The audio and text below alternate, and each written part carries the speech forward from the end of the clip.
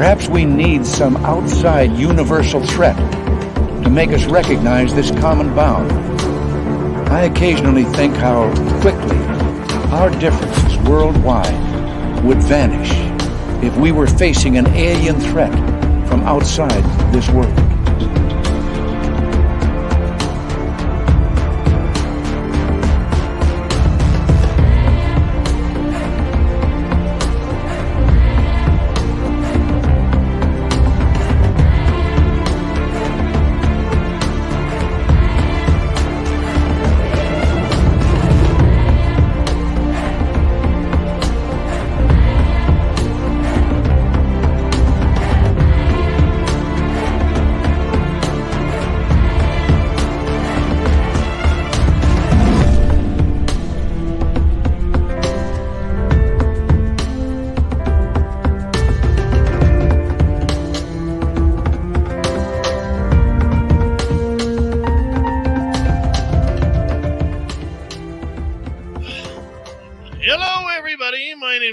Scott. I'm the guy behind the microphone and the beautiful hair and the host of Spaced Out Radio. What's happening, everyone? Thank you so much for kicking off the final week of August already.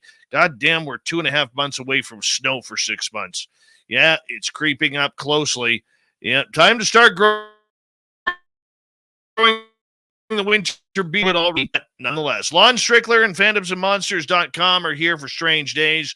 Dirty Filth has the cartoons, and I am here as the man du jour. Race Fan is in the gold medal position tonight with Ann B with the silver, Cosmic Fleur taking home the bronze as we continue on with roll call. There's Roy Boy and Evan Walters.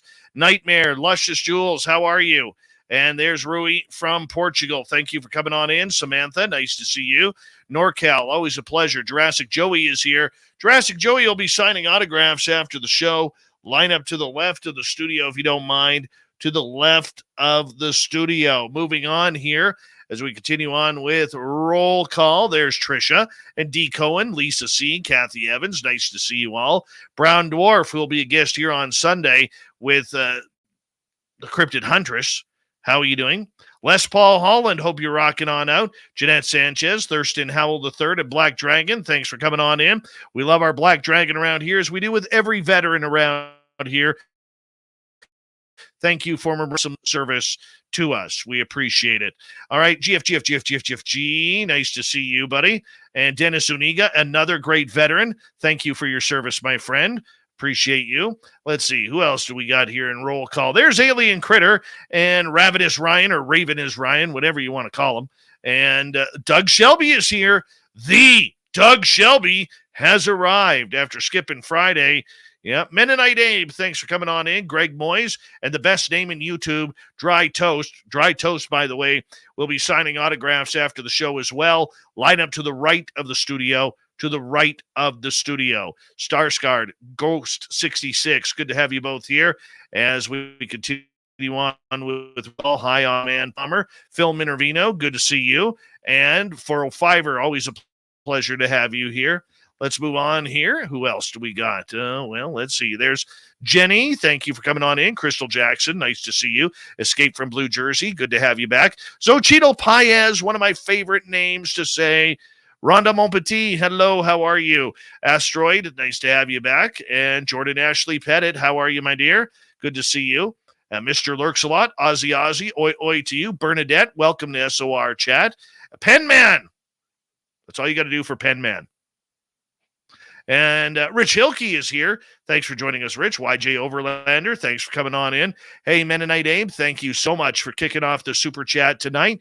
Very much appreciate it. The Super Chat is a wonderful way to support what we do on this show on a nightly basis. Jazzy Small, John Jackson, thanks for coming on in. Thomas Fessler from Disclosure tonight. Sorry I didn't make your show earlier, buddy. I was on the phone dealing with some UFO stuff. And I apologize, buddy. I will get you tomorrow night. You know that. Disclosure tonight, right before Spaced Out Radio, like 4 or 5 days a week, right before us. Great news entertainment in the UFO world. Thomas does a bang-up job in his show. It's a beautiful setup for what we do. We encourage all of our fans to go listen to Thomas and hit subscribe on his channel as he does with ours. It's a real good set of teamwork. So, if you haven't already, head on over to Thomas Fessler's Disclosure tonight and hit subscribe. Judy of Gaul, nice to see you. And Mama Susan, thanks for coming on in. And who else is here? Let's see. Michael Fontaine, Werewolf, nice to have you here. Mr. Cowley, welcome back to the show. Oh, Mr. Cowley loves his spaced out radio. There we go. All right, now I'm feeling it. Stephen Edmond, Kaiju, Digger Dog, thanks for joining us. We're going to run out of time here as River Dogma, thank you for joining us. Invisible Tracker, New England, nice to have you here. Tony Dutata, welcome to SOR Chat. Travis DeLuca, and everyone else, we're going to have to hold on here. Zach Martin, thanks for coming on in. Angela G, for the rest of you, I'll type in hello, but for now, horns up.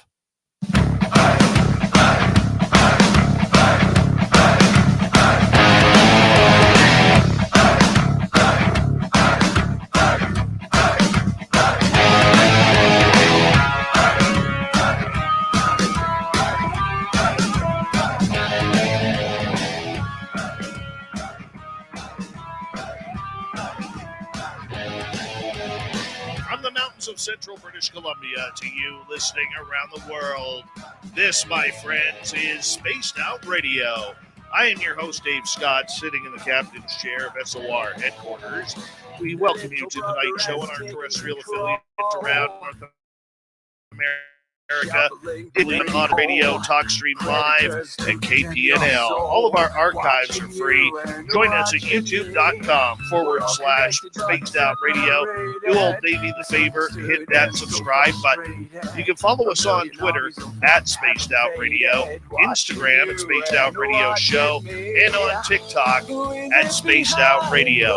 Our website is spacedoutradio.com. We have a plethora of features for you. Rock out to Bumblefoot, read Shirky Poo's Newswire. Check out our swag as well. Tonight's show is brought to you by Chive Charities. Help make the world 10% happier by visiting Chive Charities today. You can find them on our website. We got a power show for you tonight, as Lon Strickler from phantomsandmonsters.com is here for another edition of Strange Days. In hour number 3, we're going to head to the swamp with another spooky story from Swamp Dweller. Then Science Bob is going to take it away for the rest of the show with the UFO report, because he's caused a little controversy in this past SOR roundtable. So we're going to find out what's up with Science Bob right after that in hour 3. Lon Strickler is a Fortean researcher, author, and publisher of phantomsandmonsters.com. He began his blog in 2005, which has steadily grown in popularity, read by tens of thousands of people each week, paranormal enthusiasts, investigators, and those just wanting to know what the truth out there is. His research and reports have been featured in thousands of online media sources, including this show. Several of these published reports have made it to various television shows, including the History Channel's Ancient Aliens, Paranormal Witness on Syfy, Fact or Fake Paranormal Files, and Destinations America's Monsters and Mysteries in America. Lon Strickler, he is literally one of the good guys in this field. You can find all of his books on Amazon, so go check it on out. Lon Strickler, it is always a pleasure to have you here on Spaced Out Radio. How you doing, buddy? I'm doing well, Dave. How are you? I am fantastic. I went 35-0 against the wasps yesterday in my wood pile. Yeah, I still have about a third of my wood pile to go. I know there's another big wasp nest in there, and I'm going for it, Lon. I'm feeling real confident, not cocky, but confident that I can wipe these out without a single sting. Well, power to you, man, because I don't like those damn things, and I'm allergic to the big old Chinese hornets. I got stung by one of those one day and ended up in the hospital. So, but I'm not I'm not too thrilled about getting stung by bees and bugs and whatever. No, and you should. Nobody likes that. It's not a fun feeling whatsoever. No. But nonetheless, they tried to win. My squirt bottle filled with water and dish soap worked again like a gem. Very cheap, very effective. Get them each wasp about, give them about 15, 20 squirts, and they're done. They're done. Like you could literally bend down, hook their leg for the 3 count, and then you could beg the referee for 5 like King Kong Bundy used to, and you'll get it, and it'll still be out. It'll still be out.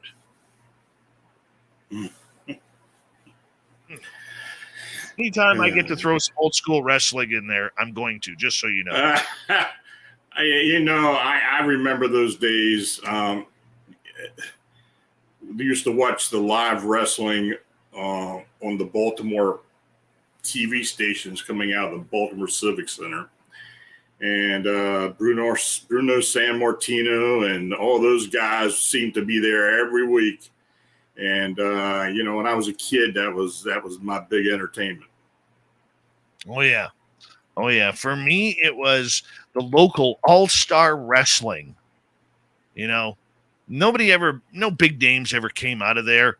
The heavyweight champion was lucky if he weighed like $165, but that's okay. It was entertaining. That's where I saw my first cage match, and I was good with that.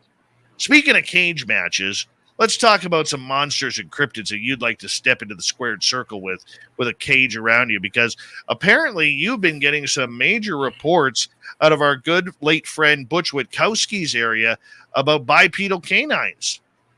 Yeah, we've got one in particular that's been seen in an area just down the road from Butch's, where Butch used to live at. And we're in the process of getting the team together to go out there, but we've been keeping up with the witness. And I tell you, this witness is very, very credible, very believable. And we're actually working together with another team so we can come on both ends of this thing. And I think if we're going to ever find out anything, it'll be on this one. Because it's strange. It's an unusual sighting. Some of the characteristics are a bit more bizarre than some of the others that we have come across. But this thing is definitely, I think it's definitely out there. And we're really going to be trying to hit this place real hard in the upcoming weeks or so. So what happened? How did you get this report? Well, the guy who called me and told me, he said, I saw something. I was out at French Creek State Park, out that area. There's a large quarry out there. And he and his young daughter were out there fishing. And while they were doing so, they started hearing all kinds of sounds coming from across the quarry. Now, I don't think the quarry is that wide, maybe 100 yards or so at the max, but it's a fairly deep quarry. It's got ledges on it as well as you go down. And it's typical limestone quarry. We got a lot of them around here. Well, this he started hearing stuff up in the trees across the way. I heard growling, I heard branches snapping and this and that. And he looked over there and he saw this thing. Or first of all, he saw the branches moving around. I think there were pine trees. There were a few deciduous trees in there as well. But he said this thing was jumping from limb to limb and grabbing either birds or small mammals or something. And he said this thing was moving across the trees. Jumping from tree to tree, like nothing to it. And he said it was like 60 or 70 foot up in the air, at an altitude. And then suddenly he saw this thing jump out of the tree down onto one of the ledges on the outside of the quarry, came down on all fours, and then pulled itself up And he said it eventually stood up. And just like a lot of sightings we have been getting, and more recently so, the description was very similar to that of a hyena, and the markings and the back and the way this thing. He said it had no tail. But he said the arms and legs were very muscular, and it had claws. He said there were actually like human hands on this thing with very large talons. It had very large feet with talons, and that the head itself was somewhat wolf-like, but the snout wasn't as large as a wolf's. It was more. It was shorter, more. I don't know what you would call it, but it wasn't as long as all, more pushed in. But this thing was just going crazy. And he said it eventually went back up in the tree again. And then it came down, and he and his daughter are standing there watching this thing. They don't know what the hell they're looking at. They probably were watching for over 5 minutes or so. He said then eventually, he said it turned and went into the woods, into the direction where actually his car was parked. So he was a bit freaked out. So he grabbed a stick. He wasn't armed with anything, so he grabbed a stick. Him and his daughter walked out of there. Now, on their way out, they were asking other people who they were passing if they had seen this thing, and people didn't acknowledge it. But he said he didn't run into it again as he was walking back to his car. Now, as soon as that happened, he got a hold of me and described this. I contacted some of my team here in Pennsylvania who could get out there, and also got a hold of Eric Mintel over at Bucks County Paranormal. He and I have worked on some cryptid sightings. So since he was over there, not too far from there, I figured I'd get him involved too. So that's what we've been doing. And of course, we've been keeping up with this witness, and he did go back. He did talk to someone else in the area who had also seen it. So since it's so close to where Butch used to live at, and actually where Butch used to investigate at, I'm just wondering if it may have been something that Butch had seen or heard about previously. Now, I haven't talked to any of the rangers or any of the staff over there at French Creek, but I plan on doing that at some point. But we have been following up, and I don't know.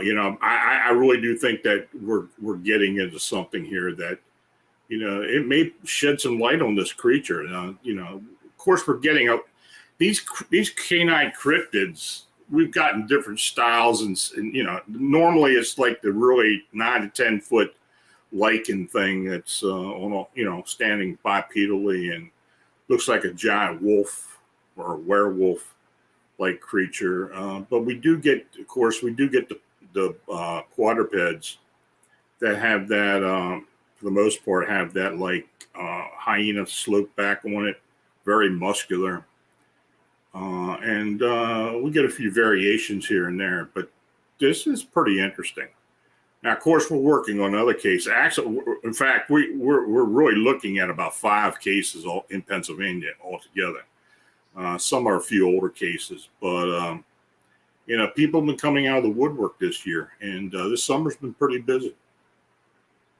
Oh, definitely. I can totally hear that. I've heard a lot of Sasquatch stories being heard this year. I've heard a lot of different monsters, but the idea that this was happening in Butch Witkowski's Lichen Loop, and now that other people have come forward and other people are investigating that, how much credence and credibility does that give to the area? And not only Butch's research, but the area where other people have still area. Well, I mean, it kind of verifies a lot of what he's been hearing and what both of us have been hearing over these years. we've gotten sightings throughout the state, but of course that Lake and Loop area, which extends from the Allegheny State Forest southeast into York, Lancaster counties. Now this is in Berks County. This is a little bit further east than what the Lake and Loop has been, and we have been getting. I guess we can extend the Lake and Loop because we've been getting a few sightings in the eastern part of the state more and more now, up in the northeast and down in the southeast. So this is a phenomenon that is being reported by a lot of people. The area around the Poconos has been very active. Bucks County, which is right up along the Delaware River, just north of Philadelphia. And then, you go across over into down south into Montgomery. We've had some sightings, and of course over into Berks County. So yeah, this is picked up. So it's not just there too. We're getting sightings all over the place. That's very cool. Very cool indeed. So this creature that you are investigating now, when it was hopping through the trees, did it have any of that camouflage that we hear of, like that predator type camouflage that we've heard so much about? No, it didn't seem to have that Glimmerman effect or any type of camouflage. This thing was pretty open. I mean, it was picked up pretty quickly by the witness. So, we haven't really experienced any of that with the canines. Now, we have experienced some of that with possible Bigfoots. As far as some type of camouflage or, I don't know, actually cloaking themselves somehow. It's basically a theory at this point, but more and more we're getting that Glimmerman effect that people are reporting, where they see it like the Predator movies, where they see the glimmer effect, and that there seemed to be something there. And occasionally, I think actually it has to do with the light. I had a couple reports more recently of people who have had Bigfoot encounters in areas of the woods that were somewhat darkened. But and they got a good look at it, but when this thing would step into a beam of light coming from above the canopy, it would almost disappear. And wow. That's pretty interesting because I've had hunters tell me in the past that happens with deer. Occasionally, that they'll lose sight of a deer when they'll go out and into the sun, and it seems to camouflage somehow. Now, is that because of the hair and the hollow hair? And of course, with Bigfoot, there's this theory that they do have a hollow hair with a thick medulla. Is there something about the light that helps camouflage, and something that they do on purpose? I don't know, but it's something else to think about. Was this creature that was recently seen showing any aggression to this father and daughter, or was it just trying to get out of the area? It seemed like it wasn't. I don't know if it saw them or not, but it was very aggressive as it was either hunting these small creatures or whatever. It was growling and making all kinds of racket. So if someone would have happened to come across it, I'm pretty sure it would have stood its ground. Now, if it would have attacked anybody, I don't know. Well, either way, I mean, that still sounds too close for comfort. And what is really eerie is, like you said, it took off when it disappeared down the trail where these people's vehicle was, and there were other people oncoming, and nobody saw the creature. That is just odd to me, Lon. Well, I mean, maybe it's got, maybe it moved off a trail and camouflaged itself somehow. But apparently there have been other witnesses that he has heard about. And that's why we need to get a hold of one of the rangers there, or some of the people that are involved with the park and the quarry, who see if they have heard anything. We haven't been successful getting a hold of anybody. I think now that the COVID thing is over with for the most part, and from what the witness tells me, there's been a lot more people in the park this past year. I think it's just conducive to people seeing something more than they would before. But, Butch always said that there was something going on in that park. I mean, he said that to me for the past decade or so. He said there's always been something going on there. Lon Strickler is with us tonight on Strange Days from phantomsandmonsters.com. We got about 4 minutes to go before we have to go to break at the bottom of the hour. Lon, with this creature, I mean, that it stood up on its hind legs. It didn't look too much like a werewolf or anything like that. Is this a different creature than what we're used to hearing? I think it's probably the same as, for the most part, from what they were used to getting, but there seem to be variations. Now, I don't really believe that any of these cryptid canines are indigenous. I just really don't. I think, I've been saying for a long time now that I think most cryptids are portal travelers or move within dimensions and such. I think this may be the same with this, that they're able to show up, maybe hunt or do whatever they do, then quickly get out of there. Maybe that's why this thing wasn't seen that same day. Maybe it just disappeared.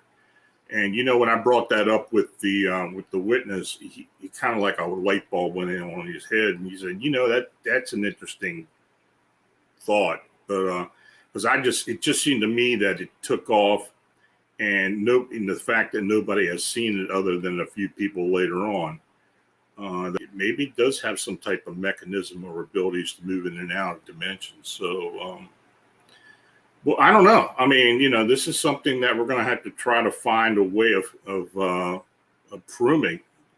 So, just like with what we've been doing in Chicago, we think those are dimensional travelers as well. It may be the same with these cryptids. All right. So the fact that this creature looks a little bit different could be part of the same family, same species, because we really don't know how many different species there are. I mean, did it leave any footprints? Were there any tracks or anything? Or at this time of year, is the ground too hard to leave any sort of track? Yeah, he said that area there was pretty hard. It was mostly dust and just rock, but it was flat. But he said he didn't see any prints. He said when it was on the ground and moving around, it was kicking a lot of stones and dust. So I think it was probably too hard. How many in that area for sightings has there been now this year? Well, in that particular area, that's the only one. I mean, oh, wow. Like I said, yeah, in Pennsylvania, we've had actual sightings this year, probably 3 or 4. We've had some historical sightings where people have come back and said, I saw this so-and-so years ago in certain areas. But, some of the characteristics that people are reporting just don't seem to be conducive to those of Bigfoot. They don't seem to be acting as something huge going through the brush and stuff like a Bigfoot normally would. But there have been very little sound associated with it, maybe a grunt or a growl here and there. I don't know. I guess this is one of the questions that it's always been on the tip of our tongue. I mean, or in the edge of our mind, that, or is there a connection between Bigfoot and these upright canines, or these cryptid canines in general? I don't know. I mean, I don't know if people are misidentifying these things, that they're seeing both of them and having issues with just actually discerning which one they are or what they were. I think it's a possibility that some people do get them mixed up. And on that note, Lon, I'm going to get you to hold on right there, because we are going to go to break here at the bottom of the hour. Lon Strickler, Strange Days. Lon's website is phantomsandmonsters.com. Tens of thousands of reports that you can check out for free. You can find all of Lon's books on Amazon as well. Spaced Out Radio continues with the second half hour right after this.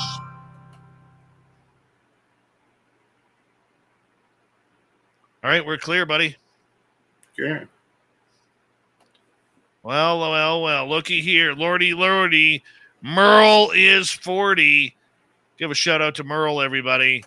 Yeah, you never know when Merle's going to just come in and leave. It happens very quick, much like Santa Claus.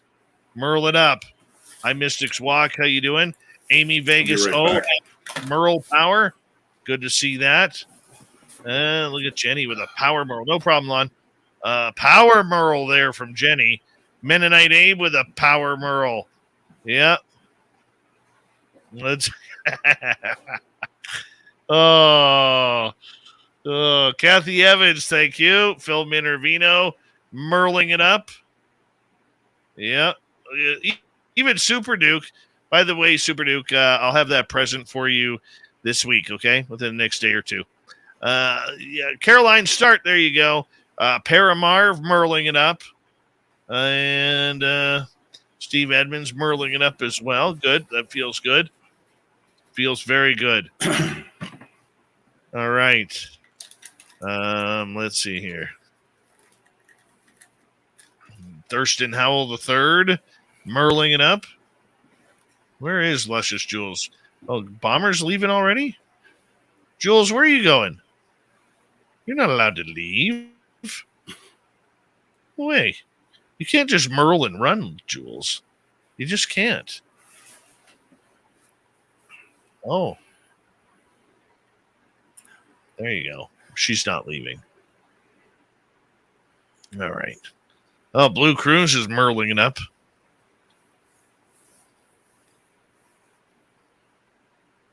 Only Merle can Merle and run. That's right. Oh, Lon, you got to come out here sometime and meet my buddy Merle. Yeah, I'd like to come out there. I really would.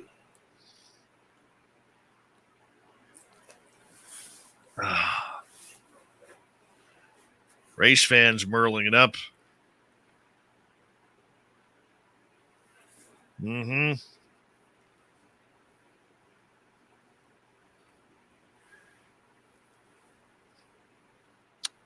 Mystics Wonka is showing off a bunch of bacon. That's always good.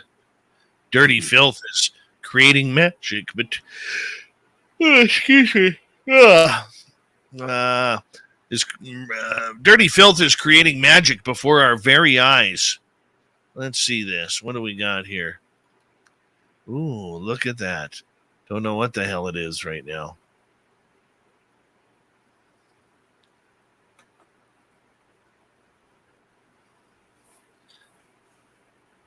Ready for the long weekend there, Lon? I suppose. You talk. Oh, yeah, Labor Day. I don't know. I don't know. I don't have anything planned. I'm gonna try and get into the forest. I haven't been in there in a couple weeks. It's time for me to go. I'm feeling like it's going to be. We're getting into that transition area. Shane Barber, how you doing, man? We're getting into that transition time now where up here the nights are going to start getting cold pretty quick. Mm-hmm. And I think we're going to be transferring into that movement stage where it's time to go out there and have some hot dogs at about 10, 11 o'clock at night. You know what I'm saying?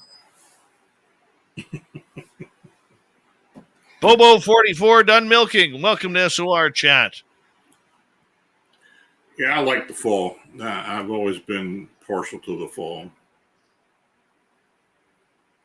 That's what I like to do.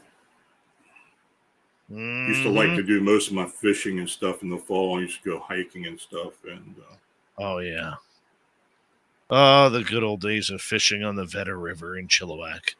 Combat fishing at its best. It was beautiful. We got 1 minute here.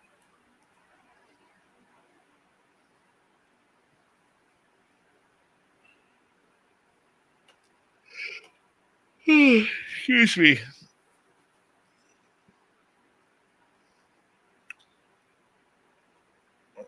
I hope the Farmer's Almanac is right, because I could use some major cold and snow right about now. Well, in like 2.5 months. 2.5 months, I'm good. Thank you so much to Mennonite Abe for kicking off the Super Chat tonight and this week. Super Chat is a wonderful way to support what we do on Spaced Out Radio. It'll also help set up a cage match between myself and UFO Joe whenever he decides he wants to go. You know, Velcro Hair is going to be his nickname. He'll be taking on El Ovni Volador. Here we go, everyone. Let's do this.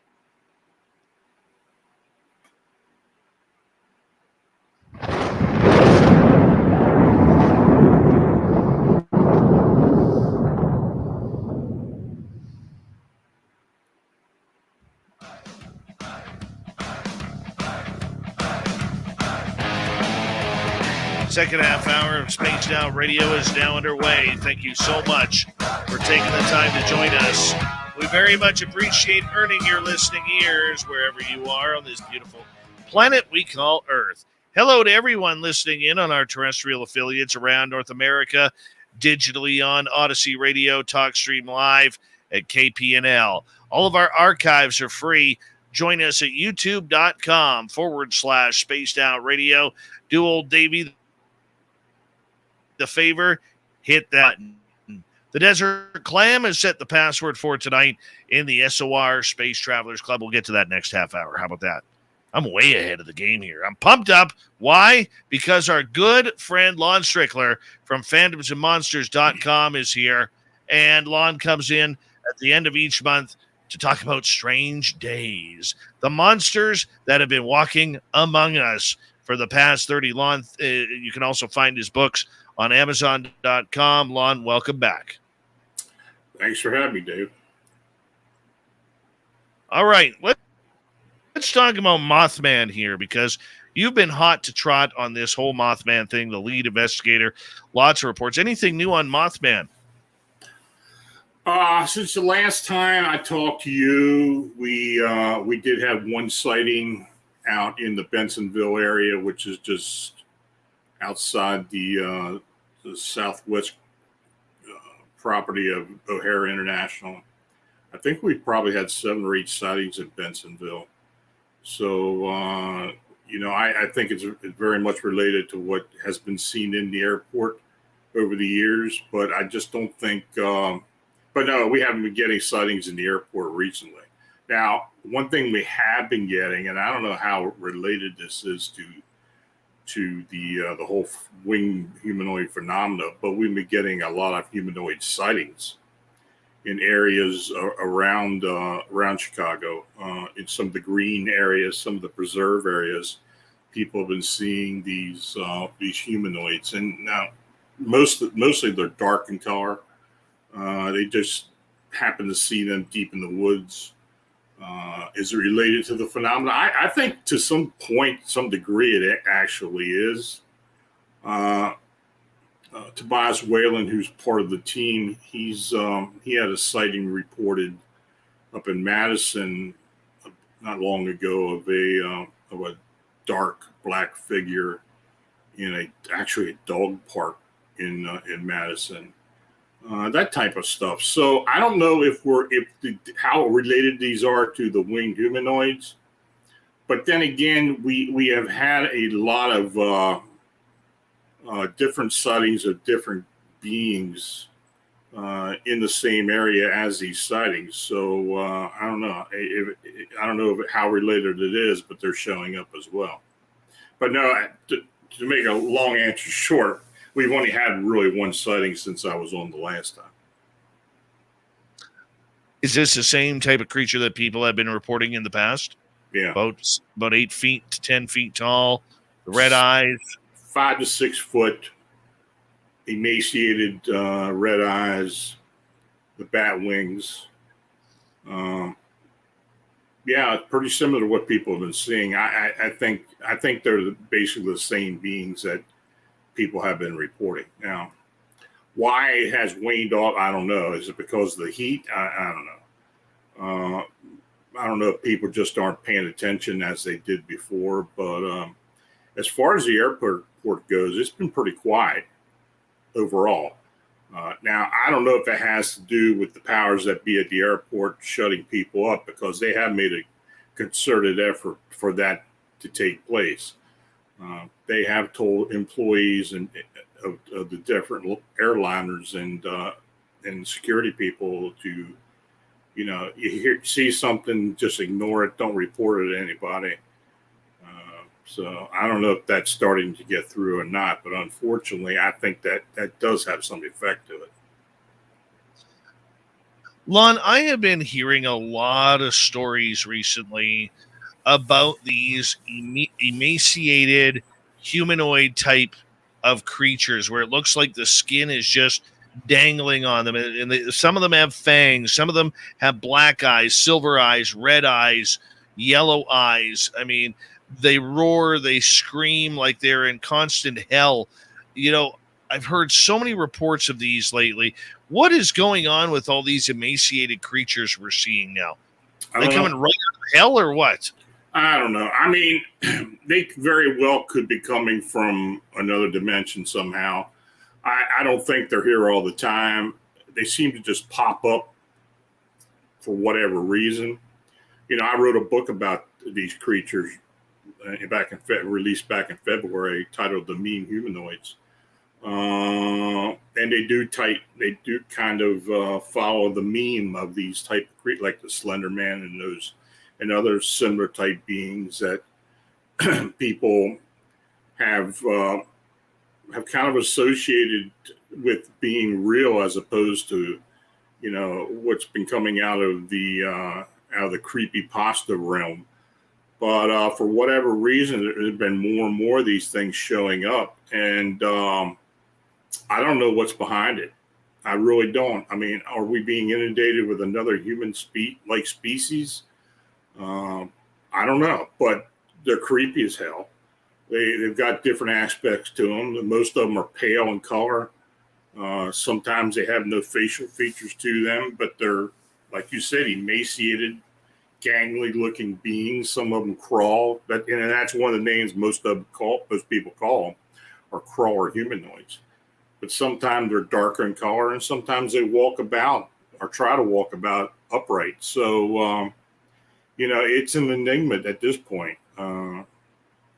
After I wrote the book, I thought, well, maybe we'd start getting a better idea of what these things are. Now we're continuing to get the sightings, and they're being reported. But overall, we really haven't gathered much more evidence as to what these things really are. So I guess it's going to be one of those deals where, we're just going to have to keep taking the reports. Hopefully something will bust loose that will give us some proof and give us some evidence as to what these things very well may be. My follow-up question to you on this, with these emaciated humanoid type creatures, a lot of them seem to have troubles walking. They seem to be crawling like an army soldier would through the mud, or they seem to be kind of slithering themselves on all fours like a lizard would. But you rarely hear of them unless it's these not deer that are actually walking around on two legs. I mean, this is odd for me. Well, that's another phenomenon that's been showing up more and more, of these not deer. Basically, they can be a quadruped or even a biped, but they look very much like for the most part, a white-tailed deer. And I'm not talking about something who's not a deer that's inflicted with some type of fungus or disease. I'm talking about deer that have really strange characteristics, like forward focusing eyes, longer legs than usual, shorter legs than usual. Sometimes there are no hooves. Sometimes they do actually walk on two legs in a manner like that's the way they move. They're just walking and swinging their arms. I told you about a sighting I had last month about this one that was observed, this buck actually, that was seen walking out of a woods into a cornfield. It was a cornfield that had been cut. And this thing was swinging his arm and walking around like it was, just walking around like it normally would, And the other ones followed it. So That's strange. I mean, deer don't do that. Yeah, I don't know what the reason is behind that, but we're getting more and more of those now too. So is there a connection between the crawlers and these not deer? It could be, but who knows? I want to ask you one more follow-up question on these before we move on. Uh-huh. And that is, with these creatures, could we be seeing another creepypasta tulpa-like situation like we did with Siren Head or the Hat Man or something along those lines, where our own imaginations have created these creatures that are now haunting us? I think in some instances that could be true. Tulpas and thought forms aren't unrealistic in the paranormal world. We know about poltergeist and how they manifest through the human mind and turn into an energy that's just hard to fathom, and that actually feeds off the person who's really creating it without their knowledge. It's an unconscious type being. Could that be the same thing that's going on with these creatures? Absolutely. I think a lot of the paranormal could very well be explained by some of it by possible tulpa manifestation.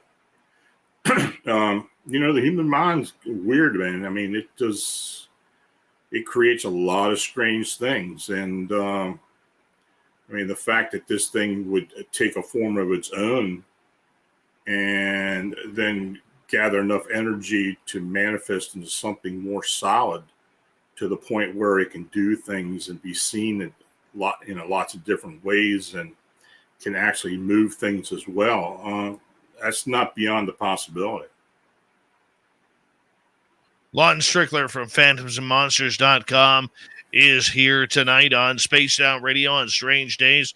Let's shift over to our other friendly cryptid that we love to talk about, Sasquatch sightings. How have the reports been coming in for you on Sasquatch?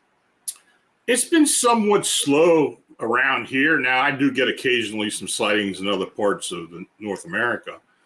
I think there have been more sightings out in western Pennsylvania. Some of the investigators out there have been getting sightings, and they've been telling me about it. But of course, we're always going to have Sasquatch sightings. I don't care. It may wane off at some point. I really do think this year is an exceptional year because of the heat and some of the drought and everything that's going on in those parts of the country. Though there are parts that are just flooding down south. But I think the weather and the climate has a lot to do with what people see and what happens. When it gets really hot, people just don't like to be out in these areas where they're normally seen, and that's why they aren't seen, I think. I have been in part of an investigation for quite a long time in northern Alabama, where various cryptids had been seen, upright canines, dogman, and Sasquatch. I did talk to a witness in and around Birmingham recently who sent me some audio and some of the things that he and the guys he's been working with are sensing and seeing. And I may be able to release that at some point. There's something definitely going on. And some of the audio that's coming off of these things is pretty freaking creepy, to be honest with you. It's not your normal Bigfoot whooping and yelling and carrying on. This is something really, really more aggressive, very loud. It was actually recorded on a parabolic microphone at a distance of at least 150 yards. And it's interesting when you listen to it, you hear them running back from the area and coming slowly in, and boy, they're cussing the storm. They're scared to death. They grab that parabolic and get out of there. So whatever this thing was, I assume it was probably a Bigfoot, but who knows? There's been that whole Birmingham suburb area has really been hot for a lot of stuff in the past couple of years. So it's an area that we are concentrating on. And fortunately, I do have some people that live in the area and have been looking into it. So maybe that's going to be the next big area for the concentration for us. Are there any sighting areas that are just better than the others? I guess there are. I don't know how to classify that. I guess, it depends on the people who are witnessing it for the most part, how forthcoming they are, how believable they are, and what they provide to you. We've been pretty fortunate overall with some of the witnesses that have come forward with any type of phenomena. As far as Bigfoot goes, we got a lot of different stuff. It's hard to discern what's real and not real. Somebody hears something out in the woods, it sounds just not real. And the first thing they assume is, it's a Bigfoot. And they start recording it and they're sending to us. Well, it's probably a coyote for the most part. But occasionally we'll get a nugget out of there. Now, one thing that we have been getting recently, and I wrote about it, was the area around Washington, D.C., the Washington, D.C. suburbs in southeast Maryland, around Prince George's County, which is an area that's pretty well known for the Goatman sightings in the Patuxent River area, up around the Patuxent Refuge area that people have talked about this creature for years. Well, we've also had Bigfoot sightings in there as well. And I had a gentleman contact me, a Washington, D.C. resident who was out there in Upper Marlboro in Maryland. He was telling me about he and his friend were out there fishing on a pond. And I know the area well because I've been out there before. And they started hearing these whooping and carrying on. He didn't know what the hell it was. And he said they packed up, got a bit freaked out. And it was, it was like midday or so. And they walked out of there. And they came across a guy who was walking his dog. And he asked him about those whooping sounds. He said, yeah, they've been getting worse this year. We've been hearing more and more of them. We don't know what they are. Okay. Well, it's interesting because now this guy has lived in urban DC all his life, and occasionally he wants to go out into the wilderness and do some fishing. Then he runs across this stuff, and he didn't know what he was dealing with, So he calls me and tells me about it, and so I've taken his information. But no less than an hour later, I got another call. And I got a call from a resident, which was about 4 or 5 miles north of where he was on Old Largo Road, which is just north of there. Again, this is in Prince George's County. This is an area where we've had sightings. And this woman's telling me that she's getting concerned because she's hearing whooping sounds and yelling and screaming of this stuff more and more recently, and she saw some dark figures in the woods behind her house.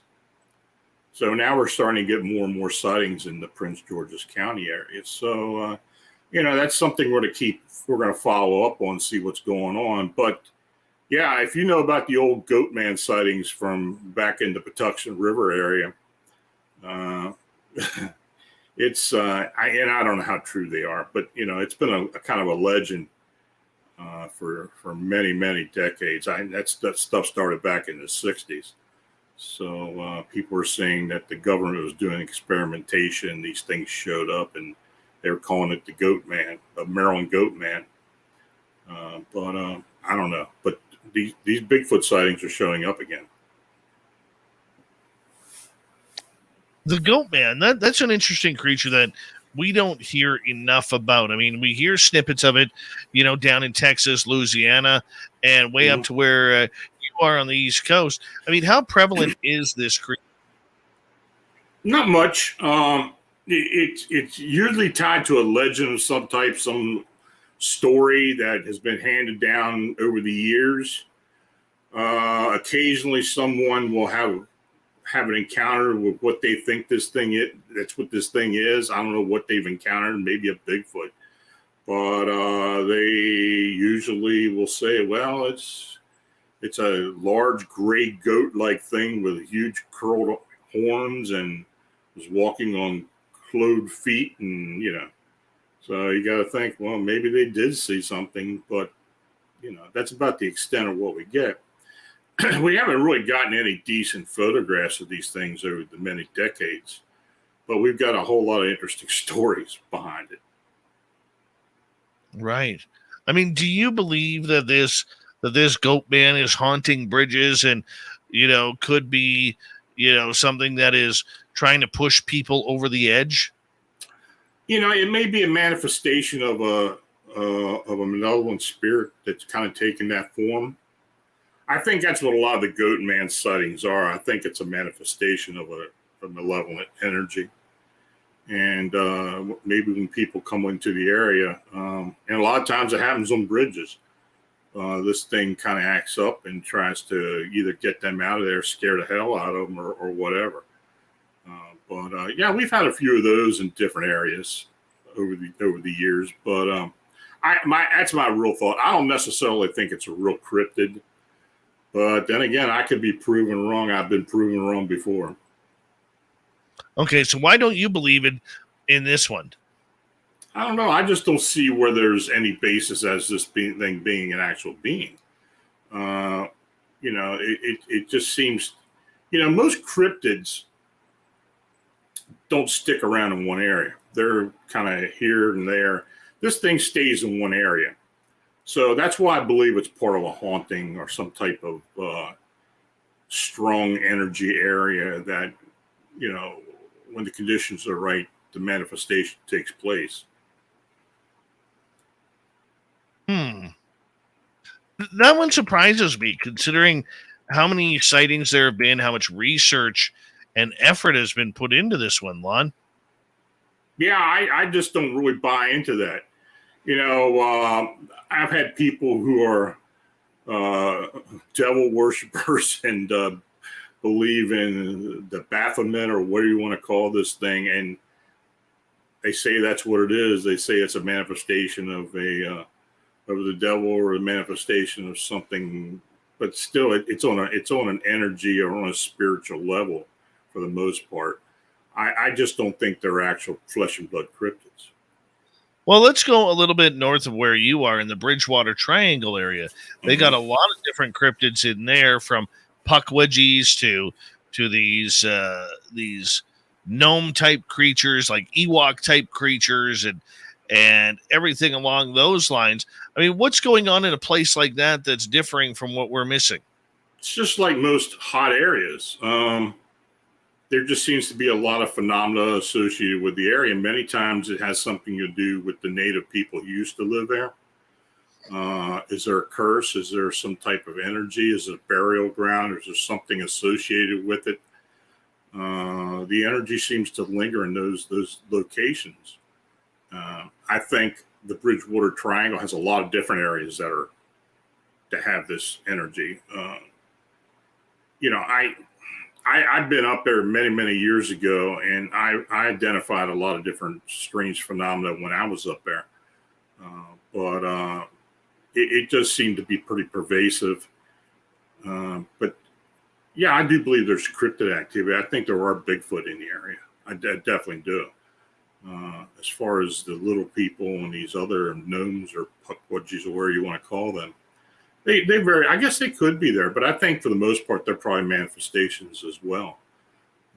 Is it a Indian spirits or Indian lore thing that just shows up all of a sudden for whatever reason? That very well could be. But I think these areas do hold energy, just like in Gettysburg. I think we have cryptid sightings in Gettysburg as well. I have had a lot of Bigfoot sightings. We've had some dogman sightings up there. I think there very well could be flesh and blood cryptids in there. But we've got a lot of weird stuff there, too. Of course, we got a lot of UFO sightings over the battlefield as well. It's just a hot area. Right. We will continue with Strange Days and Lon Strickler on Spaced Out Radio. My name is Dave Scott. Lon joins us from phantomsandmonsters.com. You can find all of his books on Amazon. We'll get into your questions and more monster talk in hour 2 of Spaced Out Radio right after this. Solid hour there, Lon. Solid hour. Going to turn it over to Dirty here. And I'm just going to quickly step away for a couple seconds. Hi, Dirty. Hi. Hi. Be right back. I'm gonna let those hounds out.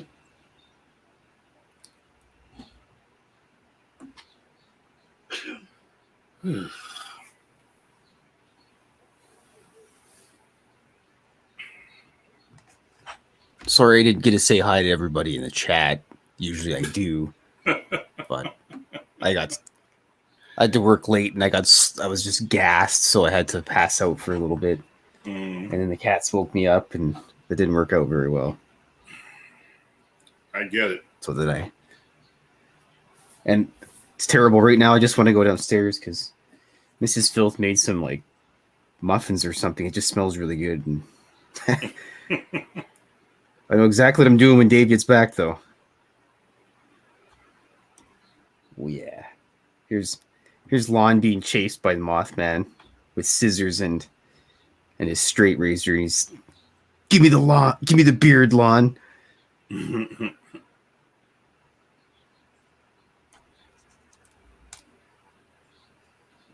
And Lon's just thinking like, that's the last time I'm going to Chicago. You know, I have been Chicago. I haven't been to Chicago during this whole flap. I haven't been to Chicago over 20 years, to be honest with you. I would like to go there to try the pizza, definitely. And if I seen a Mothman, that's just a bonus. Oh yeah.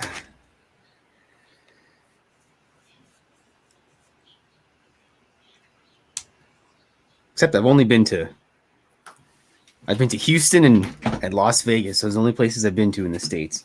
Really? Yeah. Oh, you're up in Canada too? Yeah, I live in Alberta. Oh, I'm yeah. like the next province over. Yeah. Yeah. Been a while since Houston I've been was to really Canada. hot. Yeah, it's hot.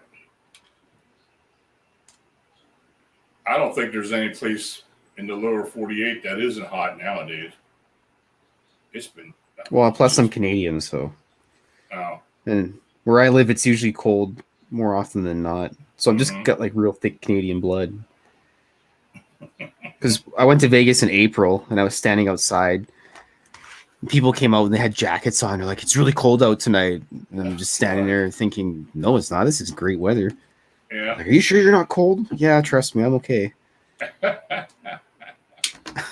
You know, I'd probably be I've been out dead in Vegas right now.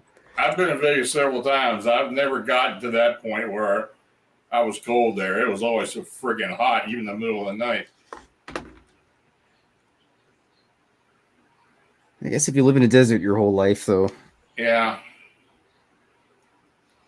Yeah, in the wintertime out there, it does get cold in the evening. Oh, I wouldn't doubt that, but Yeah. I guess April's not quite wintertime in Vegas. No. I used to go out there a lot for conventions when I was working. I was working for the steel workers, and we used to have our conventions out there every couple of years or so. And it was always around Labor Day, so it was friggin' hot as hell. And yeah, that's what I've never been out there when it was cool.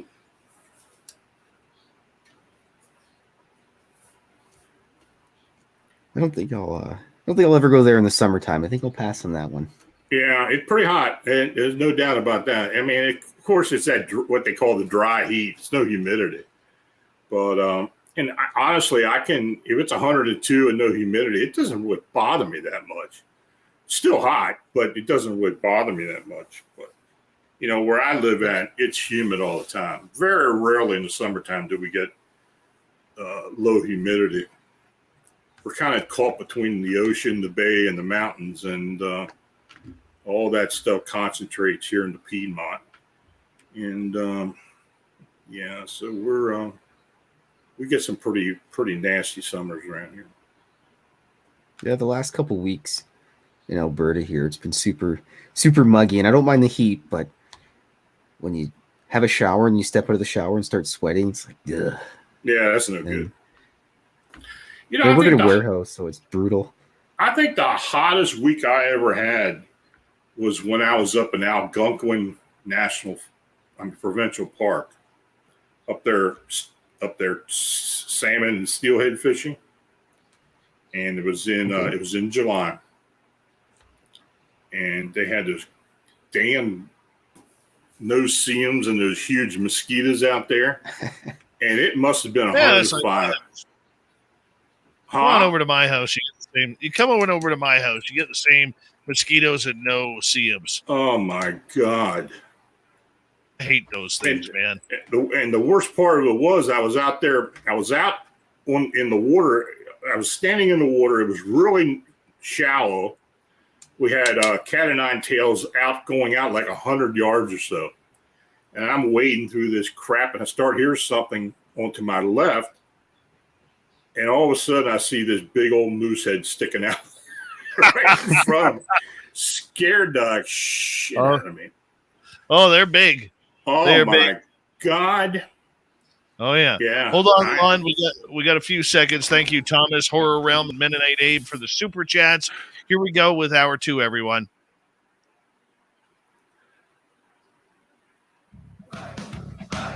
You're listening to Spaced Out Radio with Dave Scott. Follow Dave on Twitter at Spaced Out Radio and on Facebook, Spaced Out Radio Show. Here we go with hour number 2 of Spaced Out Radio tonight. Thank you so much for taking the time to join us. We very much appreciate earning your listening ears wherever you are on this beautiful planet we call Earth. Hi to everyone listening in on our terrestrial affiliates around North America, digitally on Odyssey Radio, TalkStream Live, and KPNL. All of our archives are free. Join us at youtube.com/Spaced Out Radio. Do old Davey the favor, hit that subscribe button. The Desert Clam has set the password for tonight in the SOR Space Travelers Club. Syfy. Syfy is your password. Use it wisely, Space Travelers, as the Clam sets the password each and every night right here on Spaced Out Radio. Our website is spacedoutradio.com. We have a plethora of features for you. Rock out to Bumblefoot, read Shirky Poo's Newswire, check out our swag as well. Follow us on Twitter at Spaced Out Radio, Instagram at Spaced Out Radio Show, and on TikTok at Spaced Out Radio. We continue on with Lon Strickler and Strange Days tonight. Lon is from Phantoms and Mothers books. He's a great writer at Amazon.com for all of his books and his website as well. Lon, thank you so much for being here. We got a few questions from our audience to start off with, if you don't mind, Lon. Sure. And we'll start off with ES. And this goes back to the bipedal canine sighting in Pennsylvania. Mm-hmm. ES is asking, did the witness notice if everything got silent or eerie before the sighting? That wasn't part of what he mentioned. He never mentioned that. I know a lot of times when we do get sightings, that does happen. But in this instance, he never said that. Is that usually the case? Because, I've been in the forest where there's been bears around or cats or even free-range cattle going around where one of them moves and all of a sudden everything goes silent. It happens. I've been out in the woods many times where, if there are bugs or birds in the area and suddenly it just goes dead quiet. Something's around. That's happened to me personally. I think it happened one time when I was up in Michaud State Forest one time. This was back in the 70s, but I remember it well. All of a sudden, I'm in this field up by the reservoir, and I hear we had crickets and all this stuff, and all of a sudden, it went quiet. and then I heard something coming through the brush. I didn't wait around to see what it was. I jumped in the car and got the hell out of there. But it happens. For cryptids, though, a lot of times nature will have its own security blankets. Okay, crows will filter into an area and they will start cawing to make noise. Squirrels and chipmunks are famous for being security alarms for animals when hunters are walking through. I mean, we see a lot of this, Lon, going on in the forest where nature really takes care of itself from the human problem. But when it comes to crypt creatures setting off these alarms, or are they making sure everything goes silent? Well, I don't know. I mean, I guess it depends on the situation, but yeah, I heard the same thing. I think, when a predator comes into an area, I just think everything around there is an energy. It just pervades because of the presence of this thing, and everything just stops in its place. I think there might be something to that. I think that may very well be true. All right, let's move on to another question here. This one coming from Mystic's Walk. Do you feel these crawlers, goatmen, and deermen come from government genetic manipulation? I honestly don't think so. I don't. I've never really seen any evidence of government experiments going wrong or something like that. I'm not saying it doesn't happen, but I've just never really seen concrete evidence of it happening.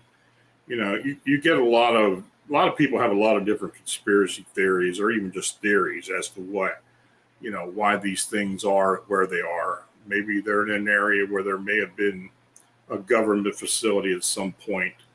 But I just don't really think that that's the case. But then again, who am I to say that it doesn't happen? You hear a lot of different things. You really do.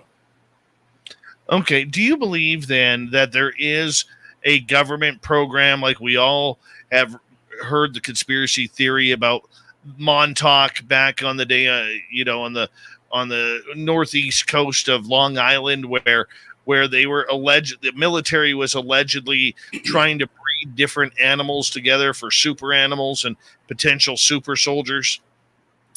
Yeah, there's that area was Plum Island. That was off the coast of Long Island, right on the eastern tip.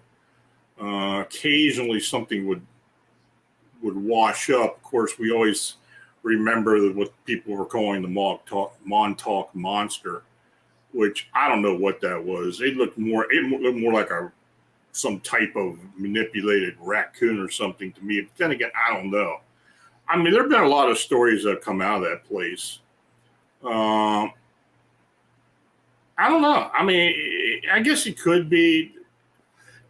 I've had people tell me that they really do believe, they do make a good case sometime, but is there some type of program where they're manipulating DNA in animals, or maybe humans for that matter, and creating these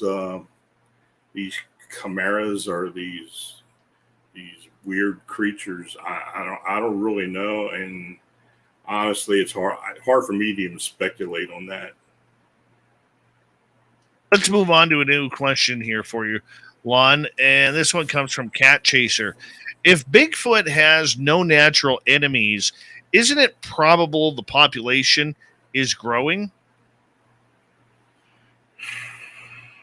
I believe there are indigenous Bigfoot in some areas. Is the population growing? I don't know. I think for those creatures that live up in your neck of the woods or in the Pacific Northwest in general, I think they do have a way of limiting their growth, their population, so they don't really grow themselves out of the, food and cover and everything else. I think most animal species or hominids or whatever do that. It's not like humans. Humans just keep populating. They don't care. It just keeps going. But I think in the animal world or in the Bigfoot world, they may very well do that. I think it's a more natural selection thing. And sure, the population could be growing to a point, but still, I don't think we're seeing any more of these creatures than we really would have seen 50, 100 years ago. It's just getting out there more as far as the internet and, and social media and everything now. Right.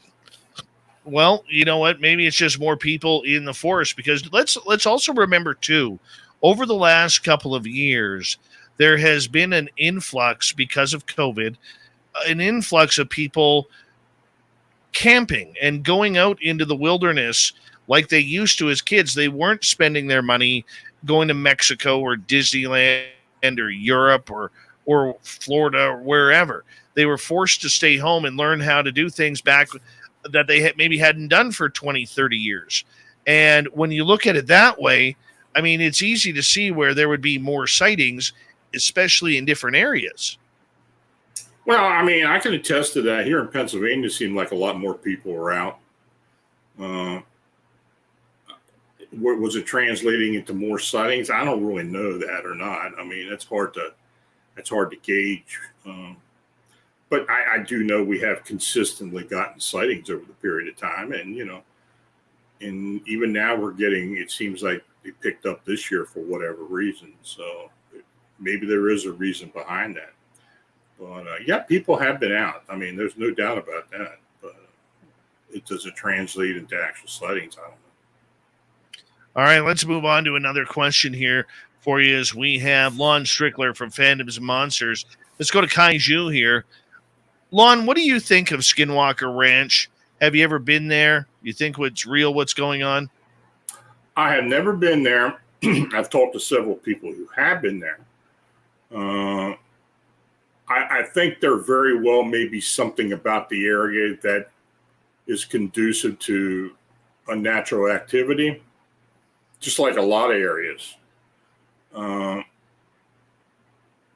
Is it more pervasive or more common there than some of these other places where there's a lot of sightings and stuff? I don't know. There's a lot of different stuff that goes on there for whatever reason. And of course, you've had when Robert Bigelow and them were involved with that, they were doing research, and now there's other bunch who's the new owners now with the TV show. They're doing things as well. The ranch property has expanded over the past couple of years. So they've included some areas outside the original ranch area. I don't watch the TV show, so I don't know, I don't know what's really been going on. I just get bits and pieces about what people say that they have seen on the show. I'm kind of really jaded by it. So, of course I hear a few things, but, I hear similar stuff in other places as well. I just don't think Skinwalker Ranch is the most active area. It's one of many. Yeah, it amazes me, that more of these type of areas like the Uinta Basin haven't come to fruition yet. Whether they're in the United States, okay. I mean, you could look at Bradshaw Ranch, that northern part of Sedona, Arizona. It seems to be a hotbed. There's hotbeds all over the place. We just don't report on them. New Mexico has some. Texas has some. There's areas just south of me here in British Columbia that are said to be hotbeds around certain ley lines and aspects like that. I mean, they seem to be everywhere, but Skinwalker seems to get all the popularity. Yeah, you're right. I mean, well, out in your area, even though it's west of you, out in Vancouver Island, we're getting more and more stuff out there. That's picking up. And there's just a lot of, it's a lot of stuff going on. And there are hot areas in all locations. I mean, Pennsylvania's got 5 or 6 very active areas that I can think of off the top of my head. Texas, California, up your way. I think everybody has a location where they've had a lot of weird stuff going on. Occasionally, we get lucky enough to have a landowner or a witness come forward about a certain location where a lot of weird stuff has been going on generationally in a specific area. We're working on one right now up in central Wisconsin, where there's just a lot of stuff showing up. We're in the early parts of that, but it's a generational thing. Maybe we're going to be able to try to figure out what's going on up there. But we hear that a lot of different places. We really do. We really do. I would just love to see it more exposed, because look, I remember where a lot of my own instances happened, Lon. It was on a 10-acre property in the middle of, on top of a mountain in Mission, British Columbia. The neighbors weren't getting anything weird. It was just this property, so I'm sure there's these little places, doesn't matter whether it's a 10-acre farm or 250-acre ranch or a mountainside like the Uinta Basin or whatever it may be. I think that there are these plots of land that just have high strangeness to them. Oh, absolutely. Yeah, there's no doubt. I mean, occasionally we'll get a new one pop up. It gets marked on the map and it just joins the crowd, But of course, we've had locations very similar to Skinwalker Ranch, and where people have seen a plethora of unusual, unexplained activity. Right. So for you, as you look at, you look around North America and you see all of this happening, where are we not looking then? Are we too concentrated on the places that have already built names for themselves, or are we just, moving on, because we're sticking with what we know rather than not looking for what we don't know? Yeah, I think we do stick to areas that are proven to have a lot of activity, more so than ever. It would be nice if people went out there and got to look into areas where new stuff is going on, unreported stuff is starting to manifest. It's out there. It's just a matter of being able to get the reports, being able to get on the property, get permissions to do so, and then having the time, money, and everything else to do it. Yeah. But right. I have no doubt there will be other ones. I also think, though, too, Lon, that a lot of farmers don't want that how can we put it, that pressure, that popularity. They don't want the media attention. Oh, I hear that all the time. I hear that from people all the time. Somebody will report something to me that's had a lot of things going on, and they'll say, I just don't want the location getting out there. And I won't do that. I mean, I go by their wishes. Everything's confidential. If we're lucky enough to be able to go to the location and do work it, and when we do actually report it or write about it and invest, it's in general terms as to the location. And I do it by region mostly. I really spread it out. Yes. And I've done that in the past. I mean, there have been locations where there's been some really weird stuff going on that when the witness is fearful that if they come forward or we come forward too specifically, it's going to cause them an issue, then we just will not do that. All right, let's get to another question here. This one comes from Bernadette, who's new to our chat room. Welcome, Bernadette. Lon, what is your most memorable monster case? Case? Yes. Well, of course, Chicago. That's the most memorable. I mean, it's been going on so long. It's been it just continues. It's like the never-ending gift. I mean, we're just getting more and more stuff with it. I mean, this really started back in 2011, but we've been really heavy on it since 2017. So you figure, 5 years now, we've been looking at this thing. Almost every day something is told to us, or here's something between even actually getting sightings. Yeah. No, I hear you. Yeah. I mean, it's just the case that never ends and keeps giving and giving. And hopefully one day we're going to find out what the hell we're dealing with. I think we're getting better at it.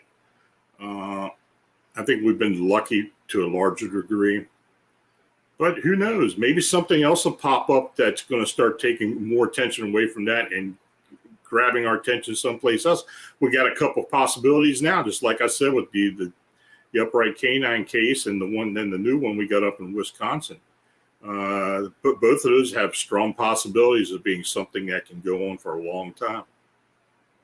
Lon Strickler, we got about 3 minutes before we got to go to break here at the bottom of the hour with you from phantomsandmonsters.com and here on Strange Days near the end of each month. Lon, let's go to Kaiju's question here. Do you believe there is a UFO cryptid connection? I think in some cases there has been. There were back in the early 70s, there were several cases, two memorable cases. The one that was reported by Stan Gordon, where the Bigfoot-like creature showed up after the landing of a UFO out in western Pennsylvania, out in, I guess that was Westmoreland County. And of course, the Presque Isle UFO Bigfoot encounter that occurred on Presque Isle, which was just off the coast of Erie, Pennsylvania, into Lake Erie. That was a pretty well documented encounter as well. So I think in some case, of course, I had an habituation that I worked on in Nova Scotia for a couple of years, where there were UFO sightings and Bigfoot and other strange cryptids showing up as well, which I think were connected also. So, yeah, it does happen. And I think there's a lot of it out there that, unfortunately, most Bigfoot investigators, and I think mostly in the Bigfoot, but I think other cryptid investigators do the same thing. They just concentrate on the Bigfoot itself. They don't concentrate on other aspects that may be connected to it. But invariably, when we get involved with a Bigfoot case, many times when we go to the location and start investigating, we actually see other phenomena manifest, like orbs or other paranormal activity. Sometimes we see UFOs. So many times. And that's one thing I really like to get when I get a case. If there are other factors involved, other aspects of paranormal that are connected to it, because not taking that evidence in consideration, I think you're just hurting the whole case. Right. All right. Let's go to Tony in the UK, and he is asking, is the sighting of Sasquatch and Dogman increase? And if so, is it because they're drawn to human-type food, refuse, etc.? We got about 1 minute, Lon. I don't think so. I think the increase is because of more people are aware of them. When they go out to these locations, maybe they do it more aware of it. Bigfoot aren't beyond going into a dumpster once in a while. We've had that happen. Yeah. We had a incident here just near Gettysburg of a fast food place. It was a KFC, and this one Bigfoot was dumpster diving almost every night when they were throwing stuff out. So he must have had a taste for chicken. But I remember that, and that was a while back. But yeah,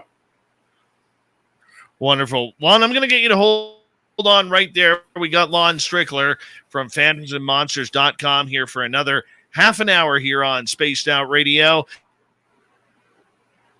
Lon comes in for Strange Days. You can find his books all over Amazon and all over the internet. He is one of the best cryptid writers and researchers out there. Visit phantomsandmonsters.com when you get an opportunity to do so.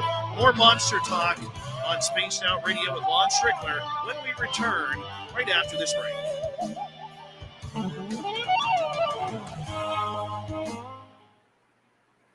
All right, we're clear. Filthy, all yours. I'll be right back, guys.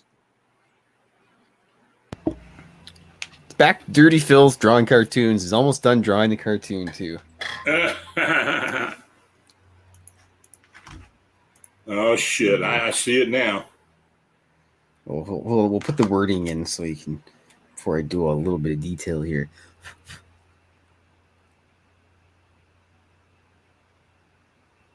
This is always it's so tedious. Anybody that does lettering for a living I have so much respect for that. You know what? I took a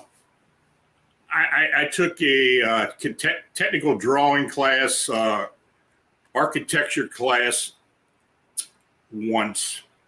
And, of course, when you talk about the block lettering and when you're putting it, writing it down, boy, they're really specific about that. And at that time, I really got good at it. And I still catch myself doing it sometimes. But, yeah.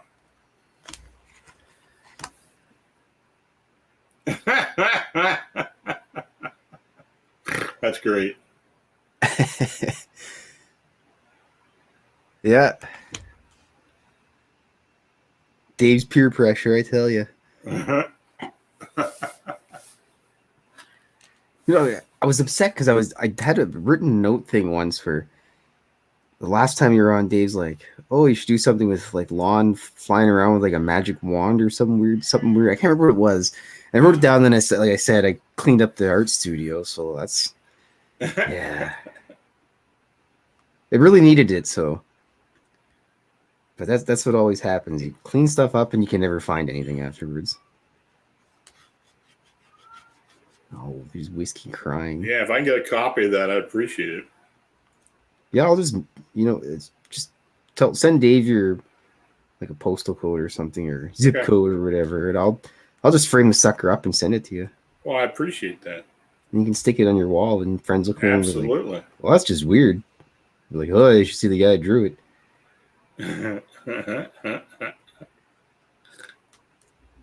I just be giving out artwork to random people once in a while that I meet and everything, and usually when I'm wandering around, even just like every day, I got like a whole bunch of art cards. I mean, I got a big stack of the suckers right here. So yeah, here's Carl with Dave's keys. So you got your keys, Dave. And then yeah, so I just leave them places, or I'll just give them to random people or something. I always try to mention like UFOs and aliens or something, and someone will be like, "Oh, you ever heard of Skinwalker Ranch?" I'm like, "Yes." And then I go, "Hey, or have a card and go look at my art. Check out Spaced Out Radio." Like the post office lady that comes into my work. The one day I was talking about Sasquatch. She's like, "Oh, I really like Sasquatch. I think it's so cool." I go, "Well, you should check out Spaced Out Radio." She's like, "I will." And then the next time she came in, she goes, "I was watching a whole bunch of those shows. I was binge watching them." I'm like, "Excellent. Excellent. Mr. Burns style. Excellent." So I don't even know her. I should have asked her name. If she's watching right now, hi.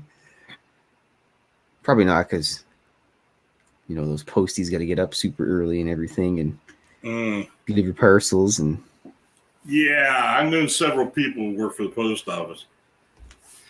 They made good money, but geez, I don't know if I could handle that job. My mom actually works for Canada Post, and Really? Yeah, like she works in the warehouse, and sometimes they'll call her in on her day off.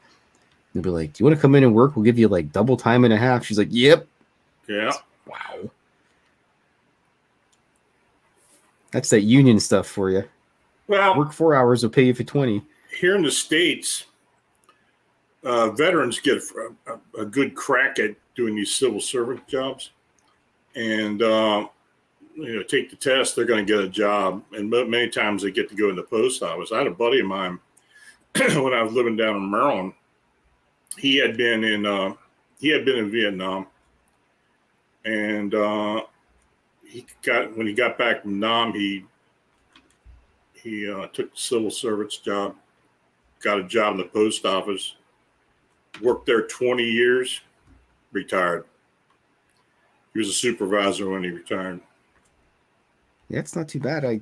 Good. I mean, and the guy has 2 houses, and Jesus, I mean, he was making a ton of money. Yeah, if you can get in with that stuff, it's pretty good. I just work for a warehouse that sells like camping and fishing stuff. So, but it's kind of cool because I've known the guys my whole life, and I got after all the like COVID stuff, they're like, "Oh, hey, Dirty Filth, you want to become a warehouse monkey?" I'm like, "Yeah, I can do that." And then, so yeah, that's what I do. Draw cartoons on my break, and there's dogs every day at work. And you know, I always thought if you don't like the job, I mean, working at a place you enjoy, screw the money. It's that's the important part is enjoying, because you're spending so much time there. All right.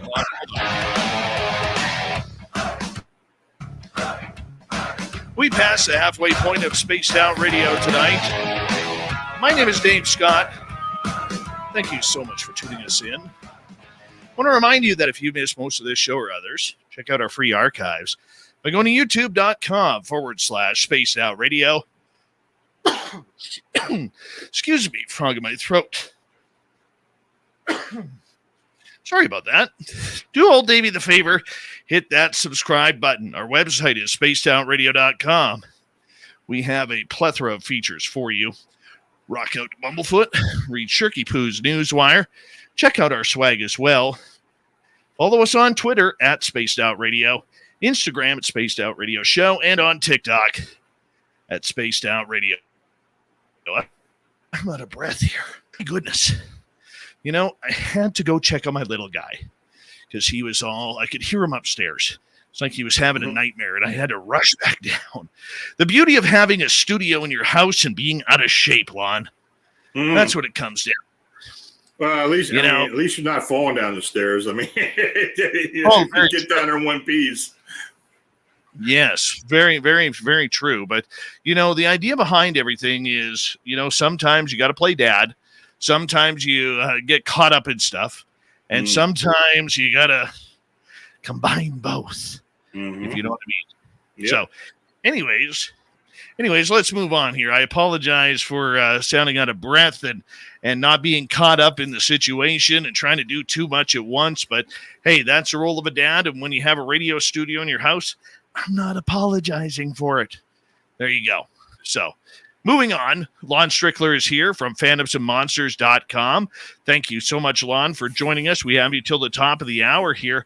You know, when we look at monsters and we look at, you know, the love we have for these creatures, Lon, do we really, really want to actually have them found? Do we want to really prove them? You know, because the minute we prove them, that changes the game so much, Lon, that who knows what happens after that. You know, this is something I've been asked more than a few times.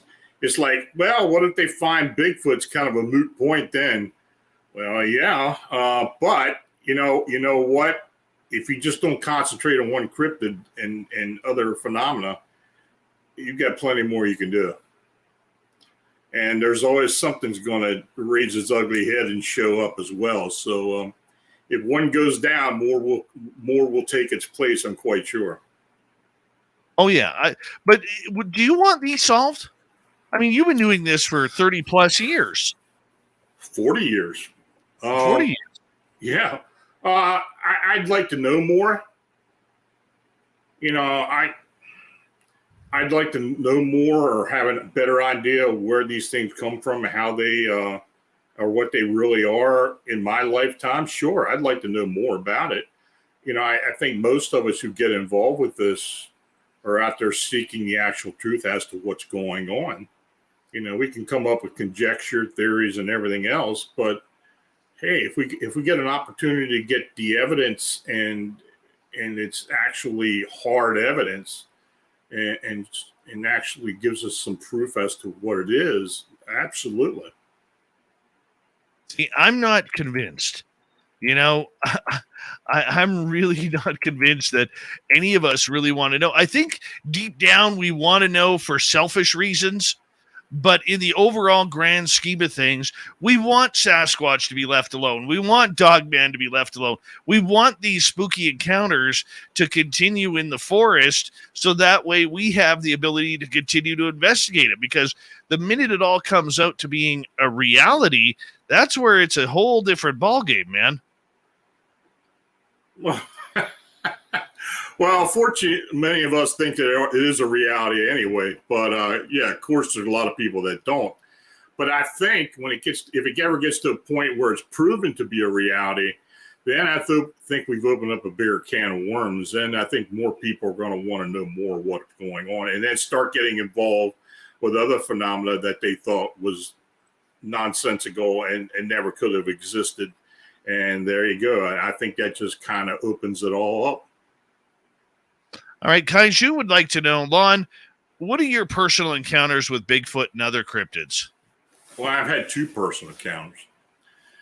I had an encounter with a Bigfoot in 1981, May of 1981, in outside of Sykesville, Maryland. This was an encounter I had while I was fishing one morning on the South Branch Patapsco River. This thing showed up. I was like 40 foot away from it, very close. Didn't know what the hell I was looking at.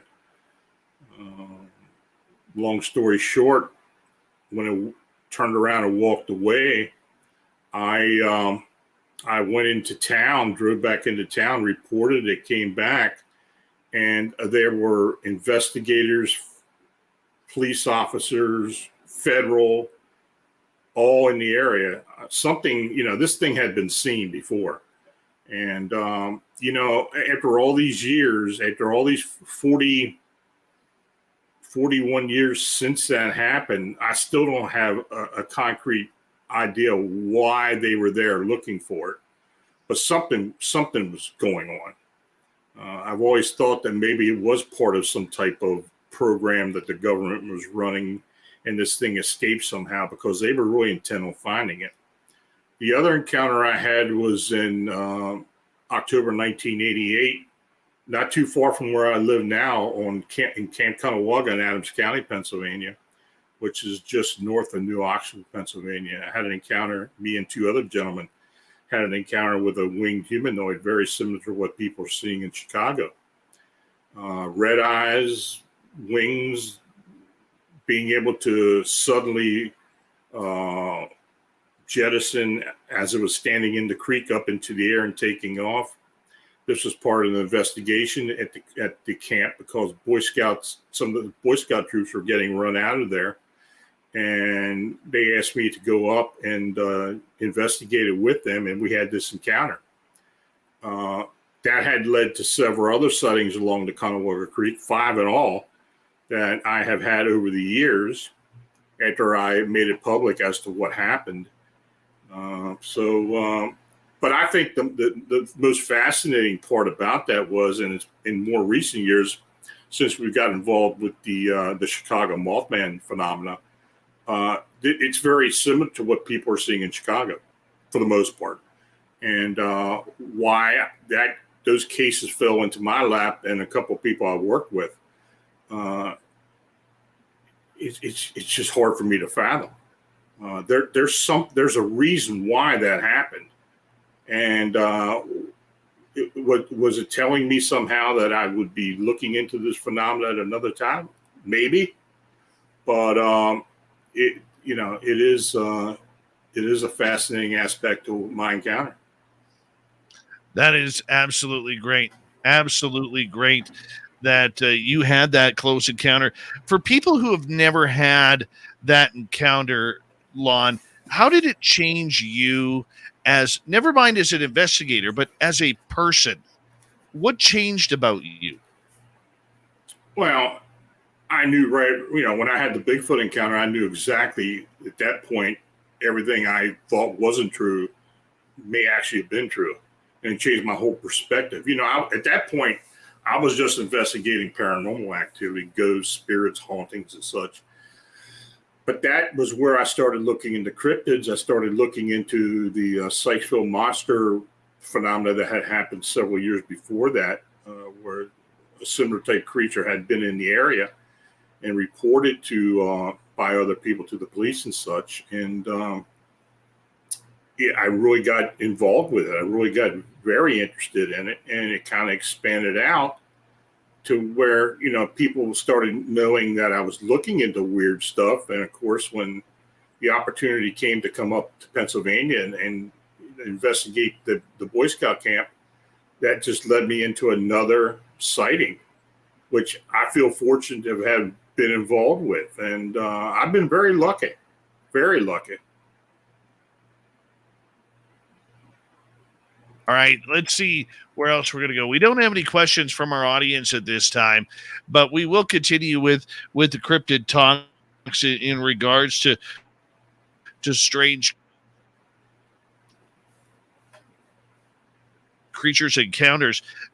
Is when they have a paranormal experience after having a cryptid encounter. What do you think causes this phenomena? It does happen. I have, in fact, some of the people who work on my team have had very similar encounters where they have had an encounter with something and it leads to something else. I've had talked to several investigators where that has happened to. Some witnesses have encounters with a cryptid and have had other encounters, but they really don't realize that the other encounters may very well have been part of what they encountered with the cryptid. There's lots of connections. It really is. There's lots of connections out there. And like I said before, until people start realizing that the paranormal in general is connected, all connected, that, you know, I don't think we're going to get answers. I think people are going to have to be more open-minded, more involved with not only what has been reported, but other stuff has been reported, and see if there's some similarities. So yeah. Do you believe then that these paranormal sightings that people have, along that with UFO or cryptid reports at the same time, do you believe that this is the phenomena trying to show people that everything is kind of interconnected? I think in some cases that's true. You know, I've had cases where I believe that has happened, where I've been shown something, or someone I'm working with has been shown something. We run with the evidence, and it usually will result in some other evidence coming forth to help with the original sighting. It happens all the time. That is one reason why a lot of the paranormal TV kind of upsets me, because many times they get concentrated on one aspect, one type of phenomena. But when other stuff happens around them, they just ignore it and not use it in the show or try to explain what's going on. Maybe they don't know what's going on. Maybe that there's a reason behind that. But I think I think almost every case you get into, there's something else there. You just got to be able to respond to it, be able to recognize it. Joe has a question in our chat room. Lon, if Bigfoot is proven to exist, where does the discussion shift to?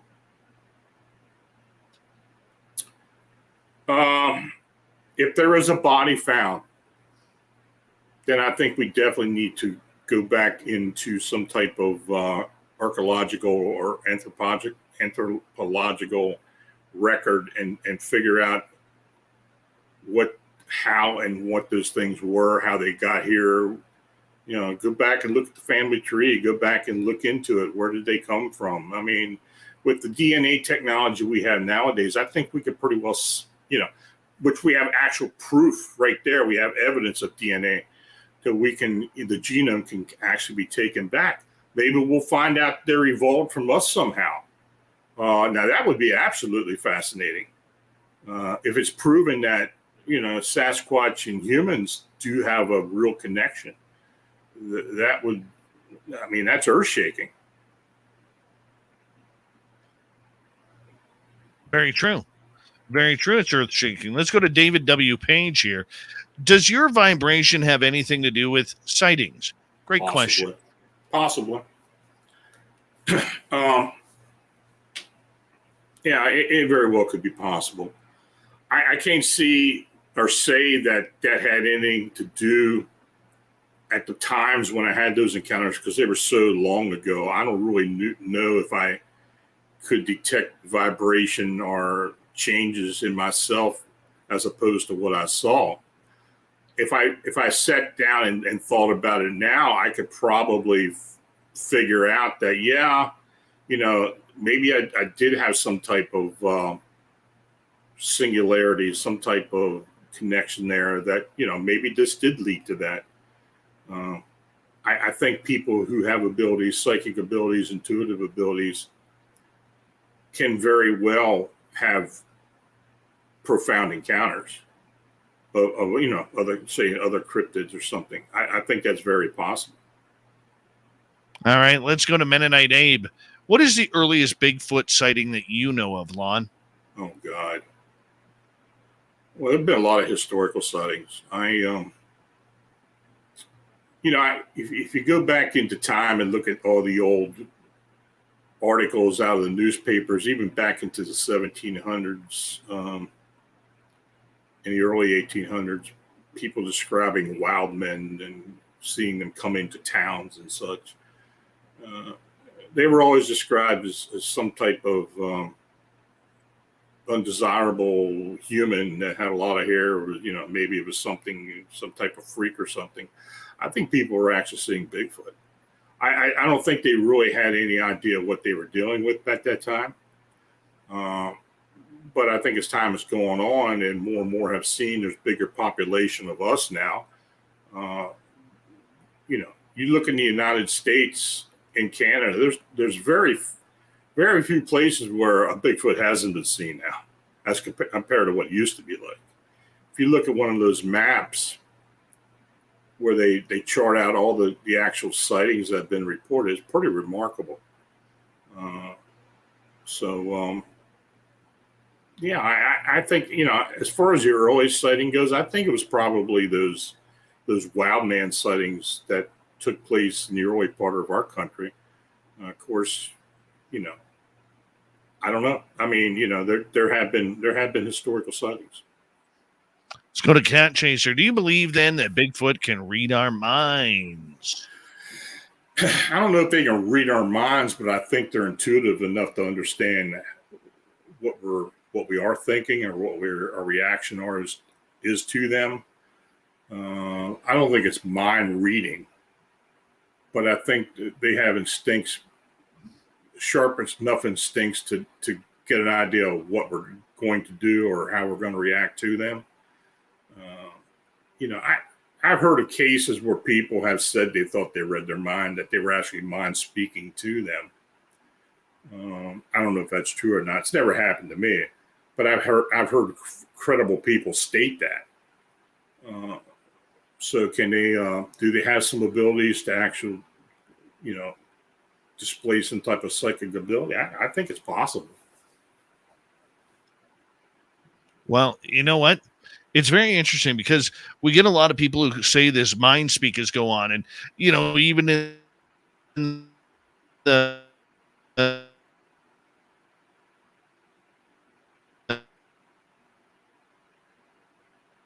if they went to pull a gun on one of these creatures, where the creature would stare back at him and say, you know what, I wouldn't do that. Things will get really bad for you.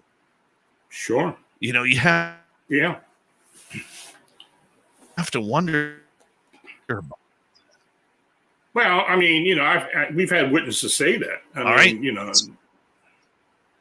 We've had witnesses say that, where especially someone who's armed and out hunting, and they walk up onto something, especially like an upright canine.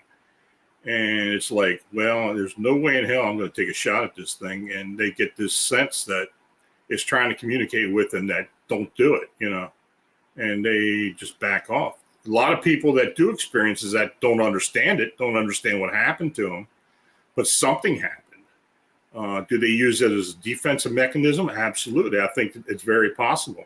I think Bigfoot does the same thing, mostly at a distance, but I think they do exactly the same thing.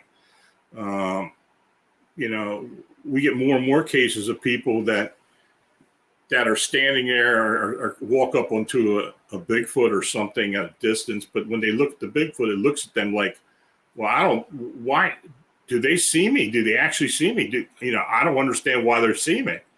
And then they seem to just disappear. I mean, it's uncanny, but it does happen. All right, we got time, I think, for about one more question. We got about 3 minutes left, Lon, and let's go to Tony here. What is your strangest case? We've talked about, your first Bigfoot case, your most memorable. What's your strangest one? Oh, God. That's a hard question. And that's a hard question.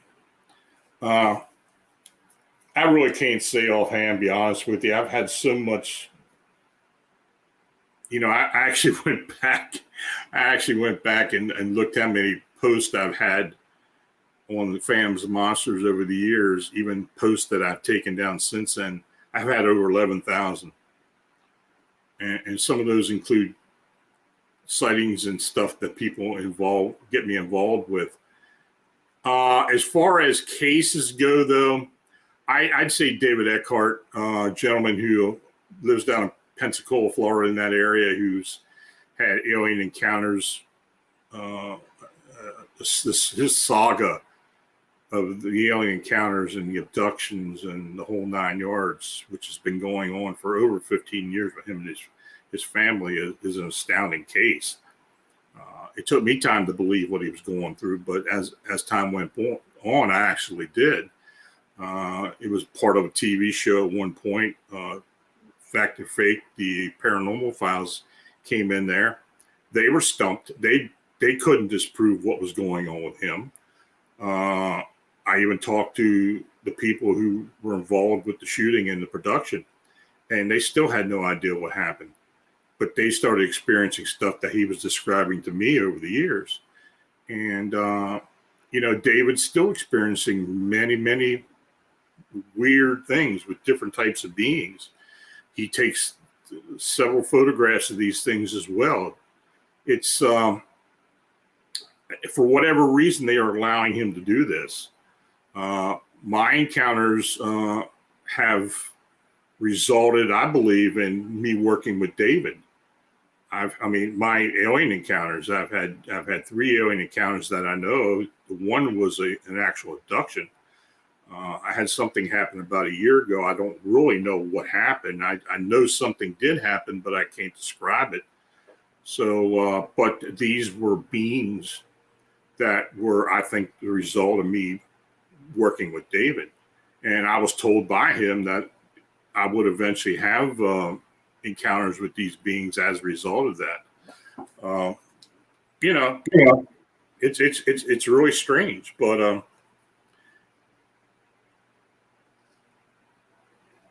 it's where we are. It's where we are. Lon, we got about 45 seconds. Tell everybody where they can find your website, your podcast, everything.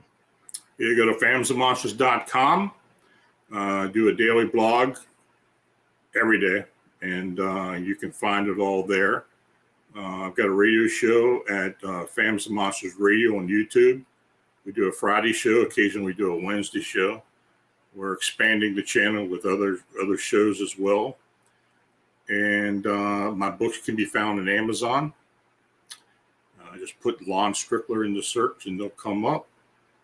And if you have an encounter, sighting, or anything, you can contact me at Lon Strickler at phantomsofmonsters.com.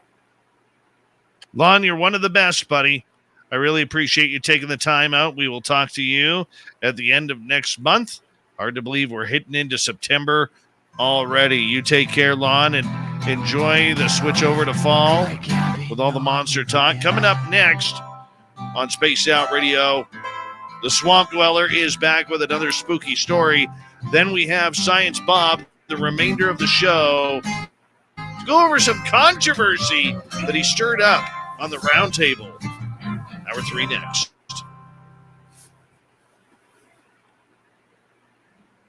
All right, Lon, thank you, buddy. Okay. I get the applause now. Great show, buddy. Of course. Okay. Of course. I don't know why my internet keeps cutting out here. But, all right, buddy. Yeah. We'll talk to you soon, okay? Phil's got his cartoon out. I asked him if he could send me a copy of it. I'd really appreciate it. Oh, he'll send that to you. Isn't that gorgeous? Okay. Yeah, it is. That's great. He's so talented. All right. Lon, we'll say goodnight to you. Science Bob, I know you're right around the corner and hanging out there. We'll bring you in a minute. Lon, have a good night, buddy. You take care. Bye. Oh, little bit of a rough night, Mennonite Abe. I'll be right back, guys.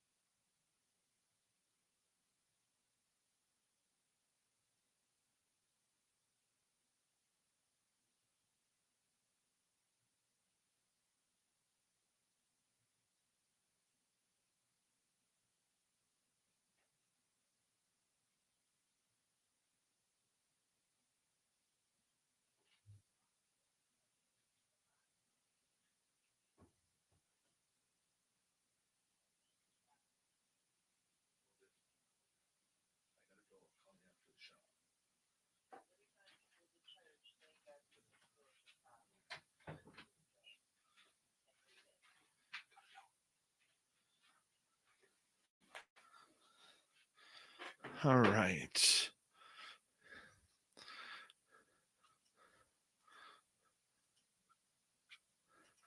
Good to see you, Science Bob. We'll have you back here in a second, okay? All right. Good to have you all with us. Thank you for joining us tonight. Look at that gorgeous head.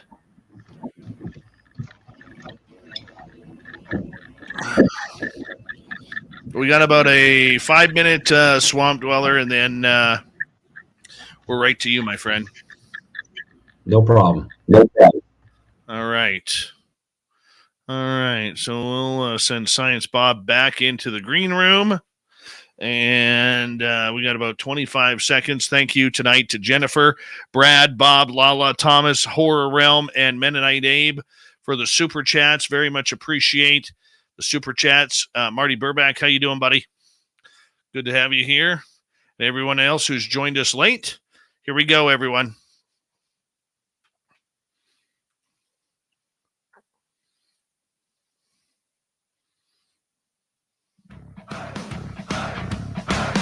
Would you like to connect with us? Head to spacedoutradio.com for all your latest show info.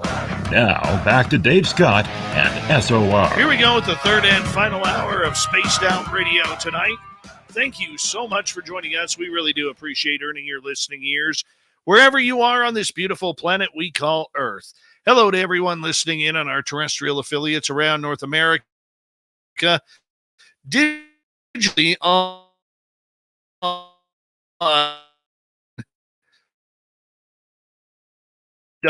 .com/spaced out radio. Do old Davey the favor tonight in the SOR Space Travelers Club. What do you got for us, Clam? Xiphoid. Xiphoid is your password. Use it wisely, Space Travelers, as the Clam sets the password each and every night right here on Spaced Out Radio. Our website is spacedoutradio.com. We have a plethora of features for you. Rock out to Bumblefoot, read Shirky Poo's Newswire, check out our swag as well. Follow us on Twitter at Spaced Out Radio, Instagram at Spaced Out Radio Show, and on TikTok at Spaced Out Radio. It is time once again where we head to the swamp. Our resident swamp dweller takes us on another spooky journey. Hi, Spaced Out Radio listeners. This is Swamp Dweller. It's time for your nightly dose of spookiness on the show. If you have an interesting encounter or a spooky story that you would like to share, be sure to submit them in at swampdweller.net. You can also find our YouTube channel at youtube.com/swampdwellerreads. Now, let's chill out, relax, and together, let's enter the swamp.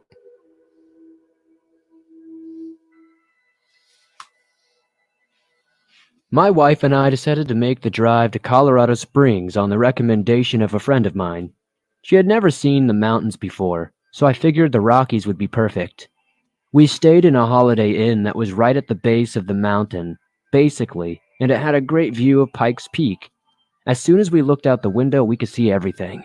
She was thrilled. She had never seen anything like it before, and she is a sucker for a gift shop, so this place was great. We had a great time overall. On our second day, we decided to drive up to Pikes Peak, but we were told at the gate we could go up most of the way, but the summit was closed because there was too much snow. We could still go pretty far up, though. I think Pikes Peak is around 14,000 feet, and we got to like 11,000 feet before it was closed off. So, we were above the clouds, which was an awesome experience, because it just looked like we were out over the ocean. We stopped at the little rest area on the way up to get hot chocolate for the drive and a magnet for Colorado, since we collect them for every state that we go to.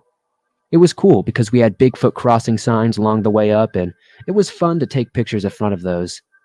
Anyway, once we got to the closed-off part of Pikes Peak, we parked our car and got out and just kind of took in the view. I did not think anybody else was up there with us, except there was a guy a little way up sitting in his truck making sure people did not go up any higher than they were supposed to. Even if we could not go to the summit, it was still gorgeous. We took some pictures, all of which were terrible, and it was cold. But I insisted we buy 5 11 jackets and for the trip demanded that brand, but if you're a dude, you know. So, we were toasty. I wandered off and started to look around the rocks and what few trees were up at that elevation. I just like to explore stuff off the beaten path. I heard some snow crunching nearby and assumed it was just another sightseer, so I moved toward the sound of the crunching snow, but oddly enough, I didn't see anybody. There are a few trees here and there, but not hard to really see. It was snowing a bit, however, and the wind was blowing the snow sideways.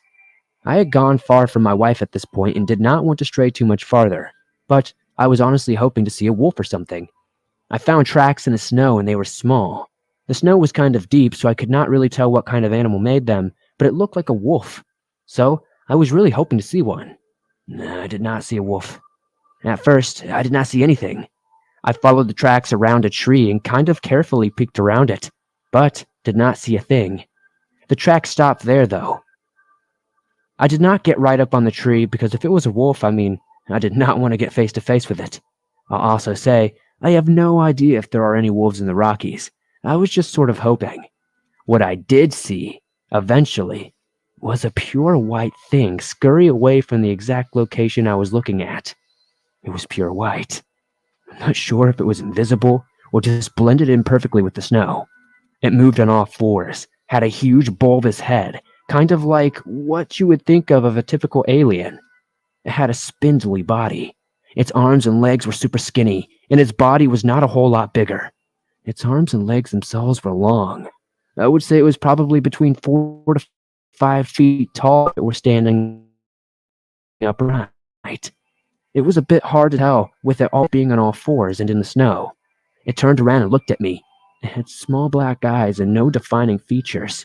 Its eyes were far apart and almost on the side of its head. Its feet and hands were buried in the snow, but when it went to move, I saw what its hand looked like.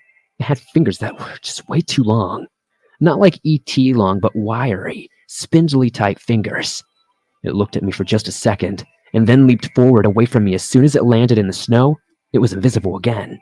Or maybe I just couldn't see it anymore. Then it started hopping again, and it jumped a good 6 feet or so from a dead stop. It then took off running. It ran away from me and scaled some rocks in the distance like it was nothing, and crawled along the cliffside. Whenever it was in the snow, it looked invisible. I'm not sure if that was because it was all white or basically if it was just turning invisible. I don't know. Anyway, in a few seconds it was gone. When I got back to my wife, she was waiting in the car and did not believe a word of it and thought I was just trying to scare her. To this day, she does not believe me, and I don't know what it was. I have never heard of any cryptid or anything like it, and on the trek back, I asked the lady at the gift shop if people ever reported seeing weird things, and she just mentioned Bigfoot. It's always Bigfoot. It's always Bigfoot. Thank you, Swamp Dweller, for some seriously spookiness at Spaced Out Radio. Here we do it every Monday through Friday night where we go to the swamp with the Swamp Dweller. So that is pretty damn awesome. You can go over to YouTube. Go to youtube.com/Swamp Dweller Reads to get all your favorite spooks. He's got thousands over his channel. Hit subscribe on his channel as well. All right, we're going to go to the UFO report here. Fill it in for the vacationing Tim Senor. Here's Science Bob. Nobody's going to know. They're going to know.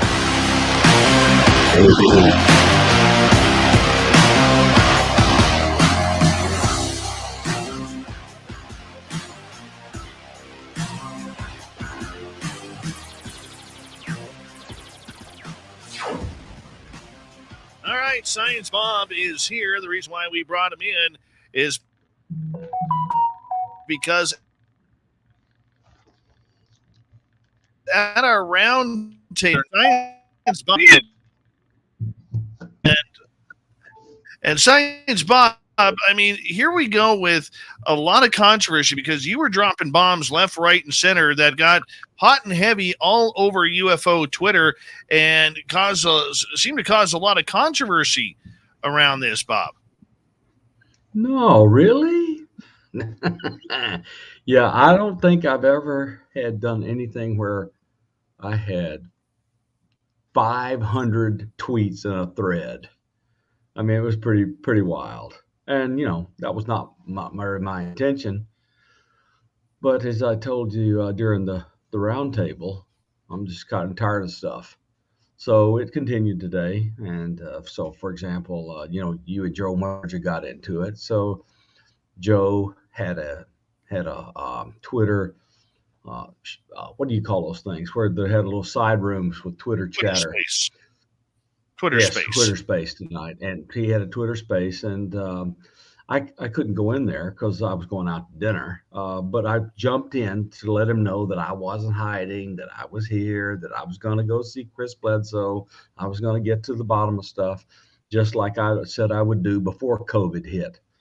And Chris and I alerted the family when I tagged Ryan Bledsoe in that tweet, we just keep going till we get somewhere. I just think you and I know a lot of stuff that a lot of other people don't know. I know a lot of stuff from the time when I was in government. I have had experiences, and it has led to unusual personal problems and so forth, and just the way it is. It just feels tough. So we covered what we covered. We dealt with what we dealt with. I stick with the things I said. Some people have kind of distorted what was said. So if I knew something, I said something. If I thought something, I said I thought it. I don't make claims that I can't back up, and I don't do, but I have hypotheses that I derive from logic and data. So I'm a scientist, the way it works. Well, I understand that. I think one of the things that a lot of people were saying is right at the end of our show, we did a little bit of an after show for about half an hour or so. And I had said something a little bit cryptic that, the people who we think are the heroes aren't the heroes. And the people who we believe in, I'm paraphrasing here because I know Joe Mergia is listening and he's going to be taking down absolutely everything that I say verbatim. And hi, Joe, how you doing? You just be careful of Velcro walls, Joe. All right. Just in case you get stuck. But nonetheless, people need to realize that in our positions, we are talking to people every day, and we are in private groups. We are having private discussions, and there are literally all different paths that we are going down right now. And we're all trying to find the right path as to where the truth is. All right. You may not be a fan of, say, Lou Elizondo. I may be a fan of Lou Elizondo. You may not be a fan of Ross Coulthart. I may be a fan of Ross Coulthart. You may be a fan of, say, pick a person. John Alexander. John Alexander scares the daylights out of me.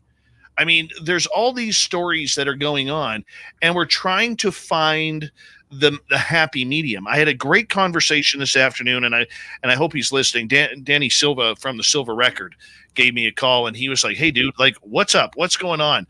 Let's have a chat." And we chatted for just under an hour tonight about everything, about where we feel all of the steps and missteps have been going on, Bob. And I'm not trying to sound cryptic here or anything like that, but I mean, how many different variables are there right now in the UFO world that we were trying to get to, we just didn't open up to? Okay, so look, Lou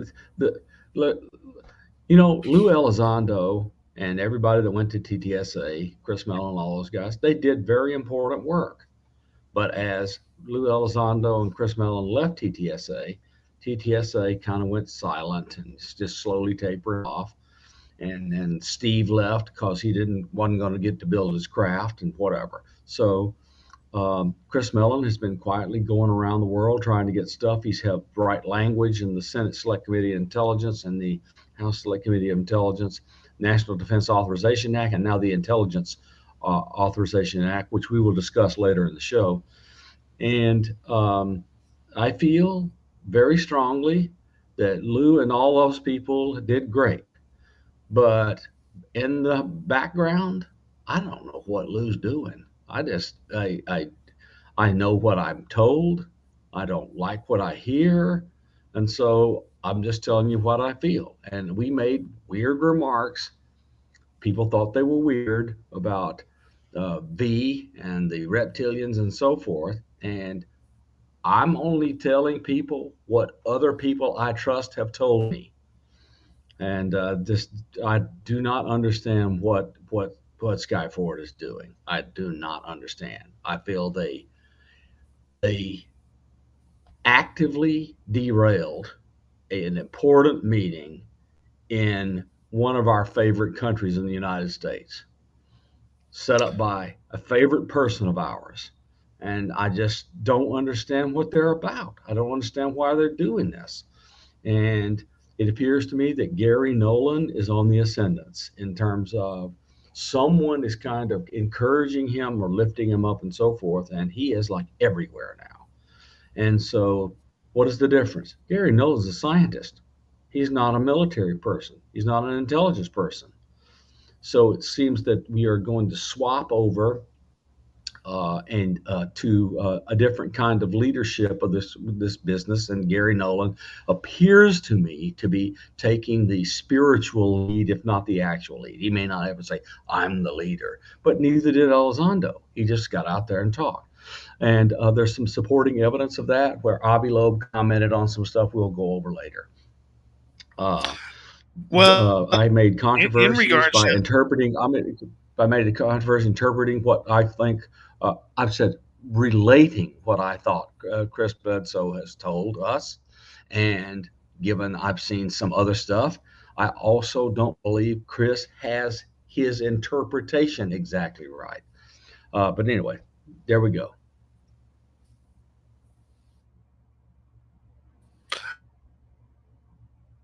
well, you know what? As far as what happened with Elizondo and his very much in the dark on that, because I wasn't filled in too much on what was happening there, so I can't comment on that. But what I can say is it does seem to be a change of direction that I believe Elizondo is still doing good work.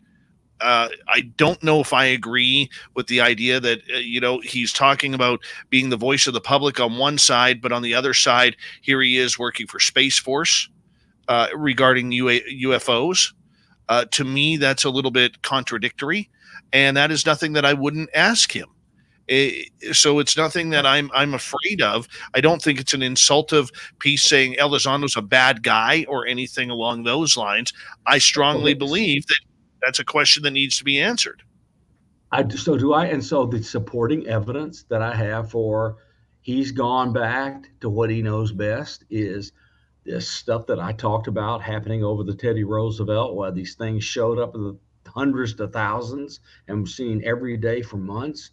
Later on, led to this, what I believe was this active operation off the California coast in 2019, where the same kinds of objects were seen, these pyramid-looking things, and there was an attempt to do a shoot down.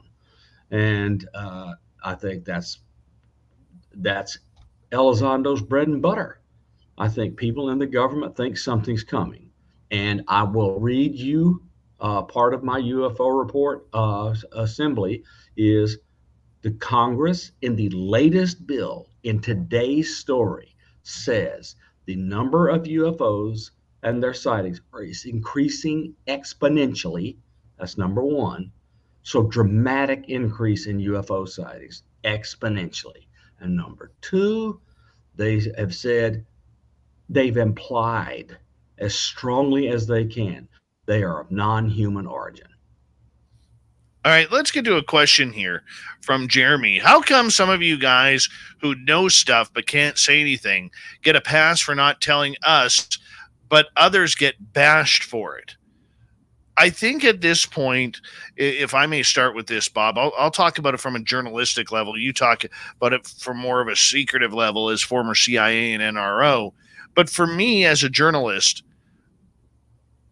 when I talk to somebody, whether it's a private conversation with Ross Coulthart or Lou Elizondo or someone of those veins where they are high up, a lot of times they don't want their name tied to the information. And number two, they're giving it to you in confidence. So a lot of times what will happen, for me at least, and I realize this doesn't do our public much good, but I will say to them, can we have a private, off the record conversation? I have some questions that I would like to ask. 9 times out of 10, you will get a yes, let's have that conversation. And at that point, you have to be able to figure out what you're allowed to say and what you're not allowed to say in order to kind of keep your public and your audience alight to what you are going through. It's not the prettiest. I don't like doing it. No journalist does. We want everything on the record. But to build that on the record trust, you have to build the off the record trust first. Now, that may sound like a cop out, but there's a lot of people who are speaking right now who don't want their names attached to the information. And it's unfortunate, but that is the reality of what's going on. And I won't break that trust. Okay, so there's a big difference here. I'm an experiencer. I was in the intelligence community. I operated with the military. I had experiences on the USS Blue Ridge and the USS Hampton. I related those experiences in our Spaced Out Radio segment. I tried to report them. I had evidence. When I tried to report them and had evidence, I was ignored. I was allowed to take the cameras I took on board straight off board. That means, so far as I am concerned, that data is unclassified. They didn't tell me to keep it a secret, and I'm not keeping it a secret. I saw a thing that was bigger than the Blue Ridge in the wall of a typhoon. And I have pictures on the web of me on the Blue Ridge at the time I stated I was on the Blue Ridge. I have a picture on the web of me on the bridge of the USS Hampton, full speed ahead, and the captain of the ship took my picture. Okay, I was where I said I was. I heard and saw what I said I heard and saw.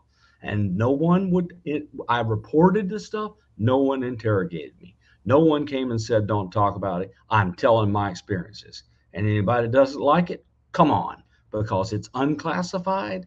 I was not told not to say it, and I'm going to say it. Other things I know for a fact, especially if I don't know the parentage of some of the stuff, I'm not going to tell it. I'm going to hint, but I'm not going to tell it. I seen pictures of a triangle taken from the cockpit of an airplane.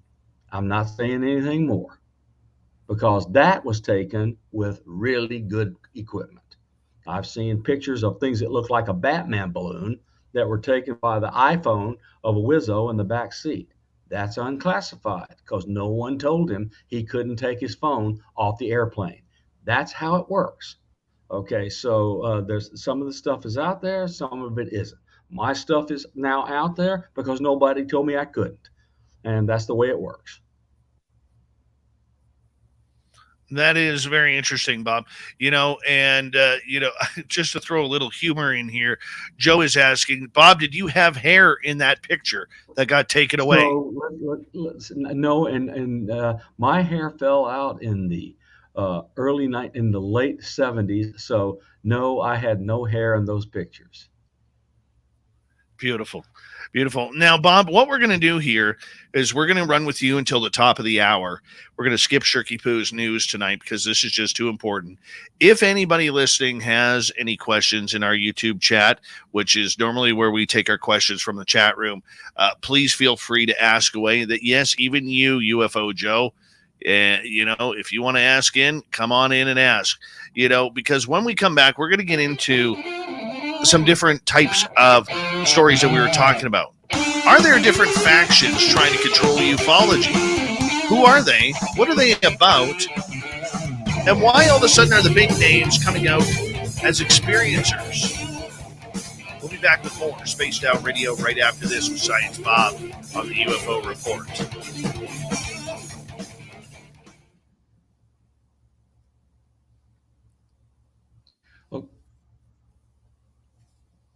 Yeah, we can talk. We're allowed.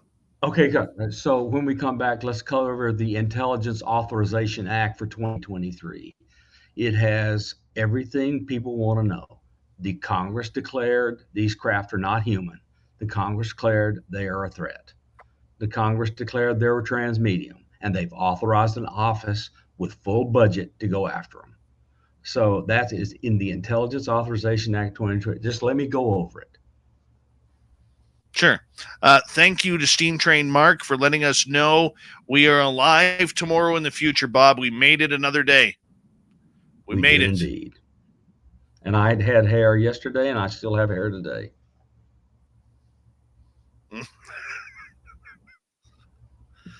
Yeah, I had a great conversation with Danny Silva. Great conversation. I was surprised he called me, but I love that guy, and we had a good chat, and I think He's he's been been a very good guest quiet. on the show. Yeah, he's been quiet recently, but I think Danny is building up to something big. He always is. Thank you, Jeremy, for that super chat, along with Jennifer, Brad, Bob, Lala, Thomas, Horror Realm, and Mennonite Abe. Really appreciate it. All right, we'll ask a few questions right here while we're waiting, Bob. Mennonite Abe wants to know, do you have any information about the occupants of UFOs? I do not. I know rumors. I know some stuff I've seen written, but I do not know about them. Jeremy is asking, do you think Artemis is going to find something, and that's what has caused the push of info? That's very good question. We know that NASA, I know from Hal Povenmire visiting Chris Bledsoe that NASA covered up all sorts of stuff they took pictures of on the moon. I mean, Hal Povenmire showed Chris stuff before he died. And so Artemis is being launched, what now, in 3 days or 2 days? It's the first trip around the moon since Apollo. By a craft intended for manned operation. There'll be no personnel on board, but because it's a test flight, but it's going to go around the moon, and it's going to have a ton of high resolution cameras. So we'll just see what happens. Artemis is going up. We'll cover it. All right. Steam Train Mark says, yes, you are live tomorrow. And where can we find Bob's photos that he's talking about? Okay, some of them are on SmugMug and SmugMug, which I will put up a Twitter or whatever later, where they can find my pictures of the Blue Ridge, where I went all over the South China Sea, etc. in 2008, and USS Hampton. You can see my picture on the bridge of the USS Hampton on QRZ.com, which is an amateur radio database where you can see.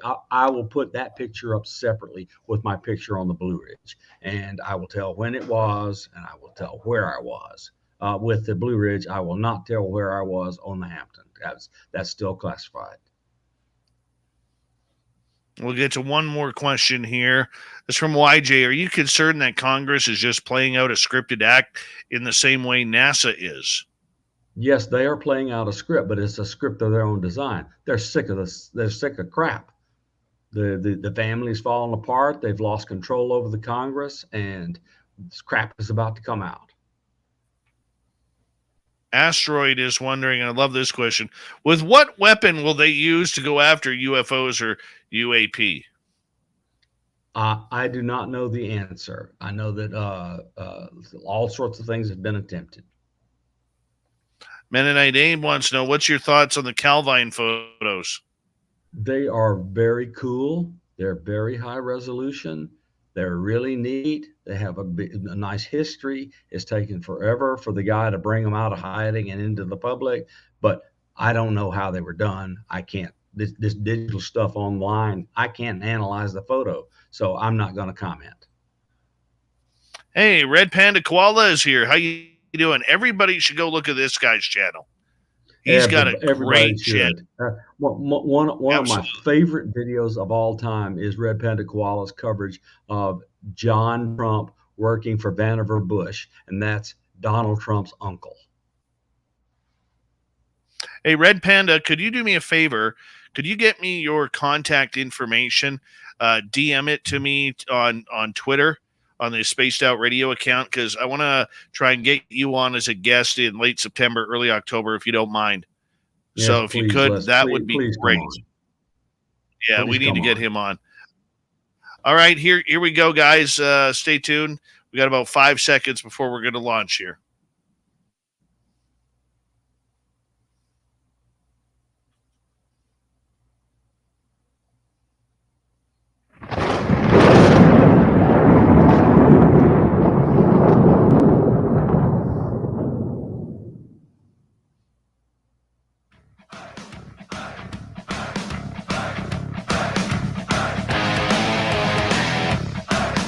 We're rounded third. We're heading for home tonight on Spaced Out Radio.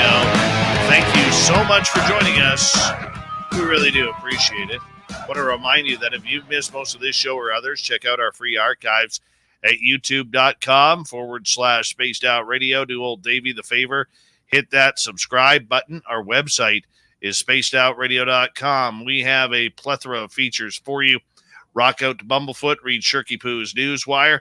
Check out our swag as well. Follow us on Twitter at Spaced Out Radio, Instagram at Spaced Out Radio Show, and on TikTok at Spaced Out Radio. We continue on with Science Bob and Friends on the UFO Report as Bob fills in for Tim Senor tonight, going over some controversial comments that he made on the roundtable that many of you have heard.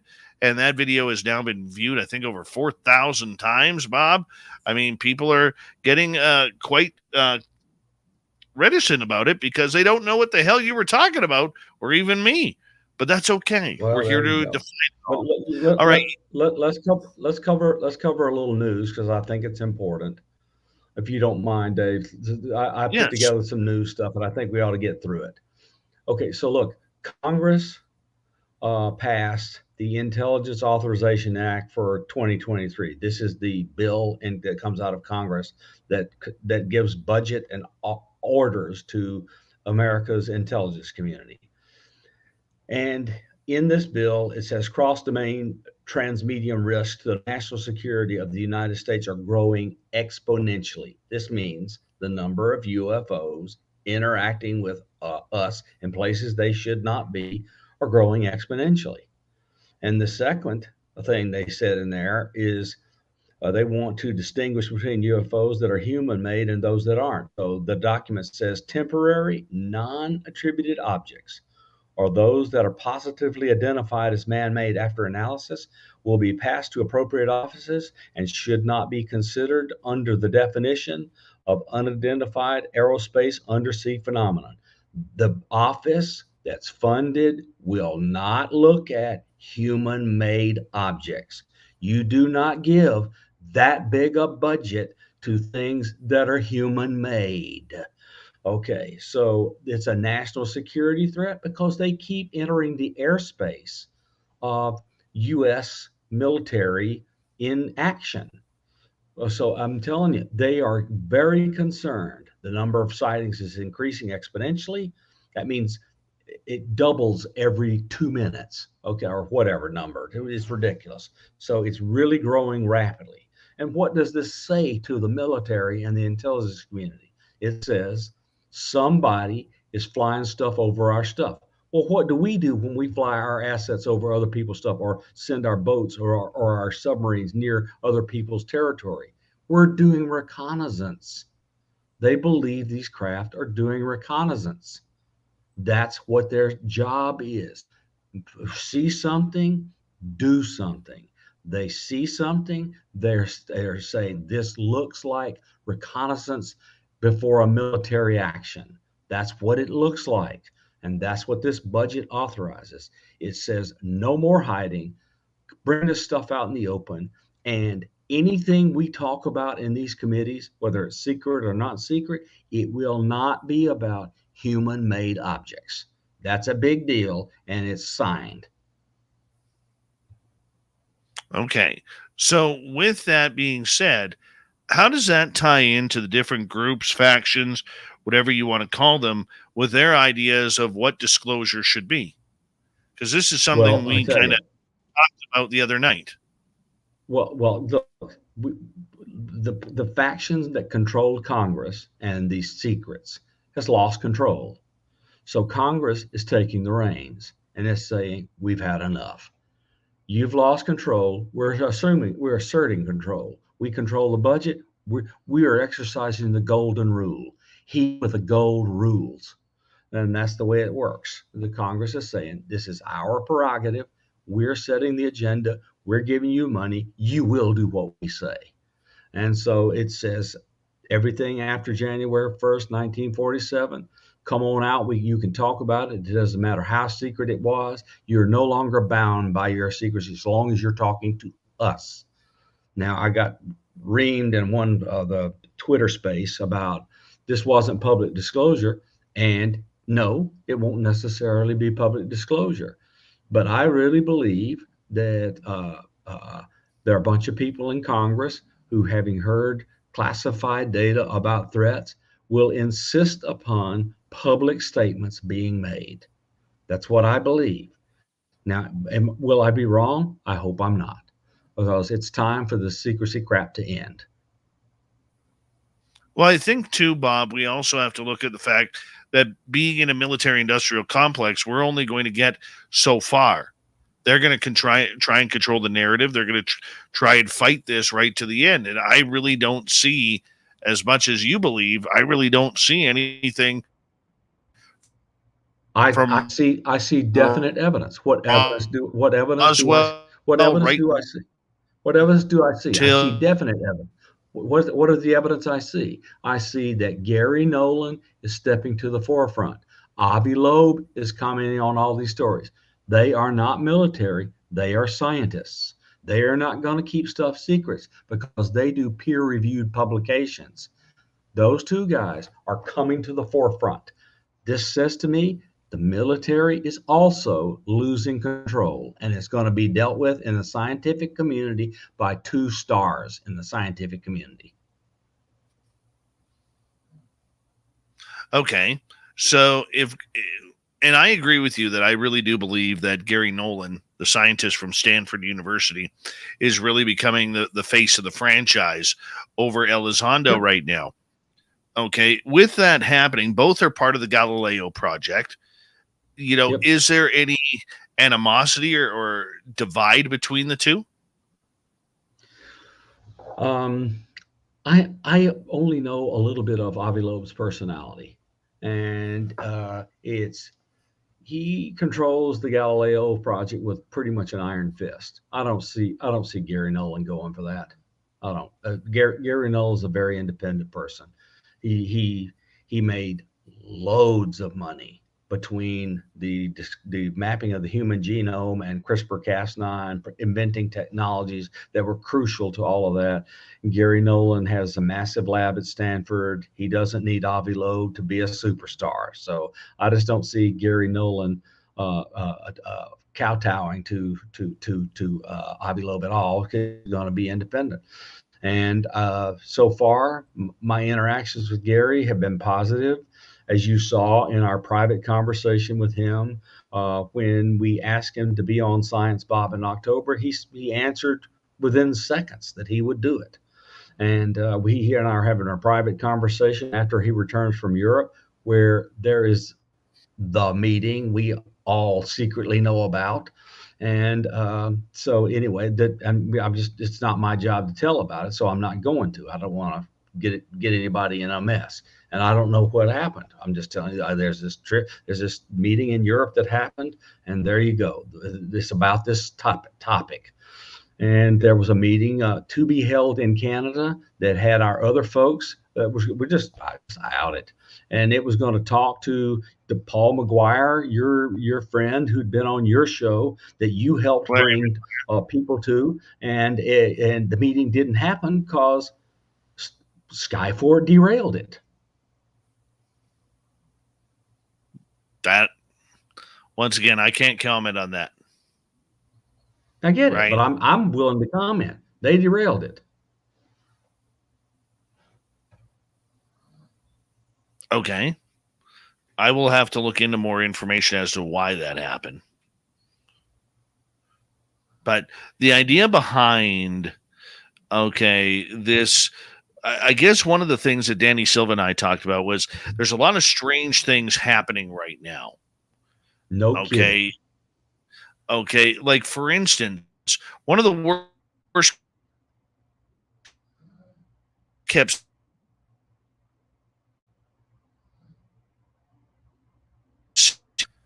who's been an integral part of this phenomena for You broke up, a Dave. number You of broke up. decades. We lost 2 sentences. Okay. On the radio side, they're hearing me. So, um, Jim Semivan has been an integral part of this phenomena and research for the last couple of decades. And it was a long known secret that many in our behind the scenes knew that he was an experiencer, that he and his wife had an experience with alien grays in their bedroom. Okay. But he recently came out publicly about that. Now Gary Nolan comes out publicly that he's an experiencer since childhood. And one of the things Danny Silva and I were talking about from the Silva Record earlier today was, I mean, just 8-10 months ago, Bob, a year and a half ago, experiencers were taboo. Okay, Yep. talking Well, look, anything about I saw this, Dave. Why do you think Gary Reed blackballed me going around all over the place? I talked about my experiences with Chris Bledsoe. I talked about my experiences at my home. I talked about my experiences all over the place, and I got blackballed. My security clearance would not be passed anywhere. And so and now I'm talking about every experience I've ever had that I'm allowed to talk about. We're done. We're done with this. Now I'm a little off with Semivan, and I'll explain to you why I'm a little off with him. I went to see Chris Bledsoe after Semivan told Chris Bledsoe to let me in, that he thought it might be interesting. And it was interesting. I proposed, now let's just tell the story because I'm still pissed off. I'm still angry, Bob. I told Chris Bledsoe that we should do an experiment because of a photo that he happened to have in his possession. I won't say where it came from because he said he wouldn't tell, but I will tell you what I said. I said, Chris, we need to set up a bunch of cameras all over the country, maybe even all over the world. And when these cameras are turned on, taking, say, a picture every 10 seconds, you need to ask your pals to situate a UFO right in front of the camera, no matter where the lens is pointed. Set the lens at infinity, open it for a right aperture, and have it click a picture every 10 seconds. Chris did this. The government went and did it. My experiment at Chris's is suddenly being done by the United States government. Well, what do you think that means, Dave? How did they know about my experiment? Well, lots of people have visited Chris Bledsoe and they can leave behind interesting things. Okay, so the cameras worked, Dave. They found UFOs in the center of every one of these cameras, and the entire government lit up because they knew Chris Bledsoe was telling the truth.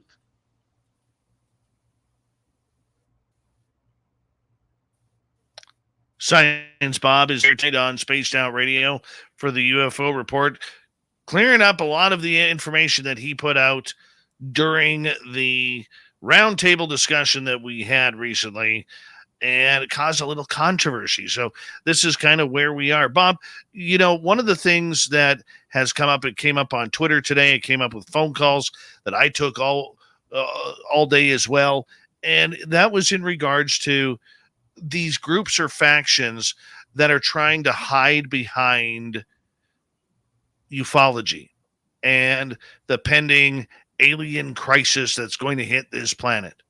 Is it about aliens or is it a cover-up, Bob, from what you're hearing? I believe that these are non-human intelligences in these craft. What does that say? That says some kind of non-human intelligence is behind the things we're seeing. Tic-tacs, pyramids. Look, the giant pyramid over the Pentagon looks like Apophis pyramid from Stargate. I mean, come on. Okay, so is this all a big joke? I don't think it's a big joke. I think it's like the non-human intelligence is interacting with us, and we don't know what their agenda is. And so it's driving everybody in the government crazy. Chris Bledsoe has a prediction. The government seems to be taking it seriously.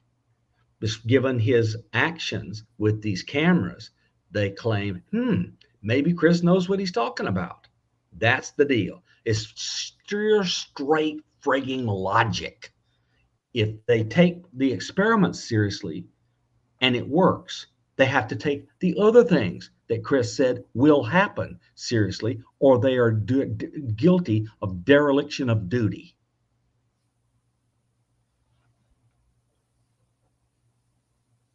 Okay. Do you think, though, that there are potentially different groups out there that are wanting to get into the UFO game, but maybe not so much the UFO game, using that as a cover in order to try and get their name in the space race? Of course. Of course. Look, this was always going to attract every kind of riffraff you can possibly imagine, from scam artists to people that really want to be billionaires by finding free energy. All of that stuff. All of that stuff is involved, Dave. And we just have to try to filter out, look for those people who really aren't trying to get rich, aren't trying to gain power, aren't trying to bury themselves in bunkers underneath the desert in the western part of America, and about the people who are doing work, who are doing science, who are doing things for the public good, who are trying to educate. Those are the people you want to listen to.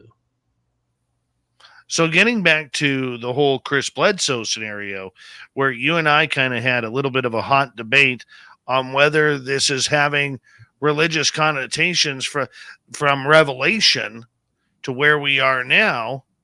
I mean, where do you see this going?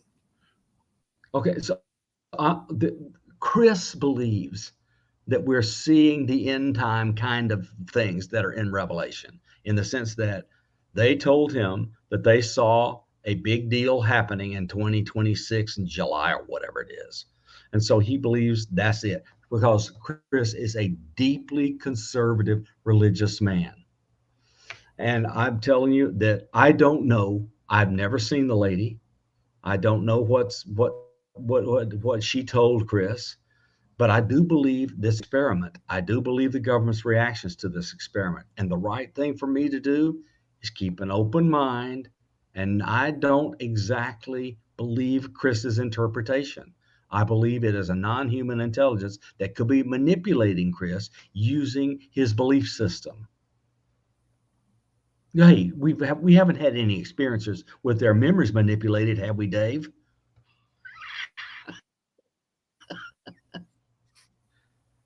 Well, I mean, manipulation is one thing, getting together and trying to see if Chris Bledsoe is correct or who is correct. I mean, there's a lot of different stories going around, Bob, and a lot of people may say after today, geez, this conversation between Dave and Bob was just as vague as we heard on the round table, but you can only give the information that's there.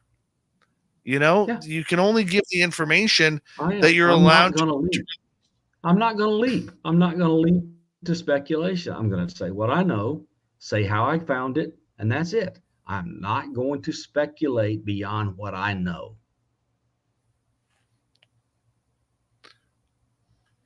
YJ Overlander's asking, Science Bob, have you ever asked Chris Bledsoe about David Jacobs?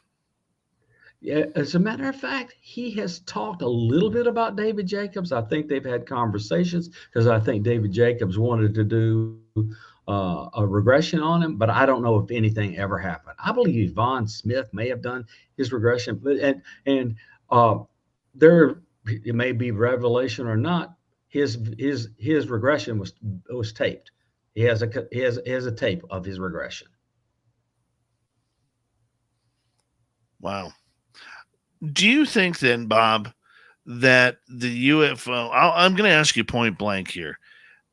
Do you think there is a cover-up happening within the UFO world that does not benefit the general public, the American public, the world public, in the direction it's going right now? Do you believe that Richard Doty was a disinformation agent? So the answer is Richard Doty doesn't do it anymore, but I guarantee you somebody does.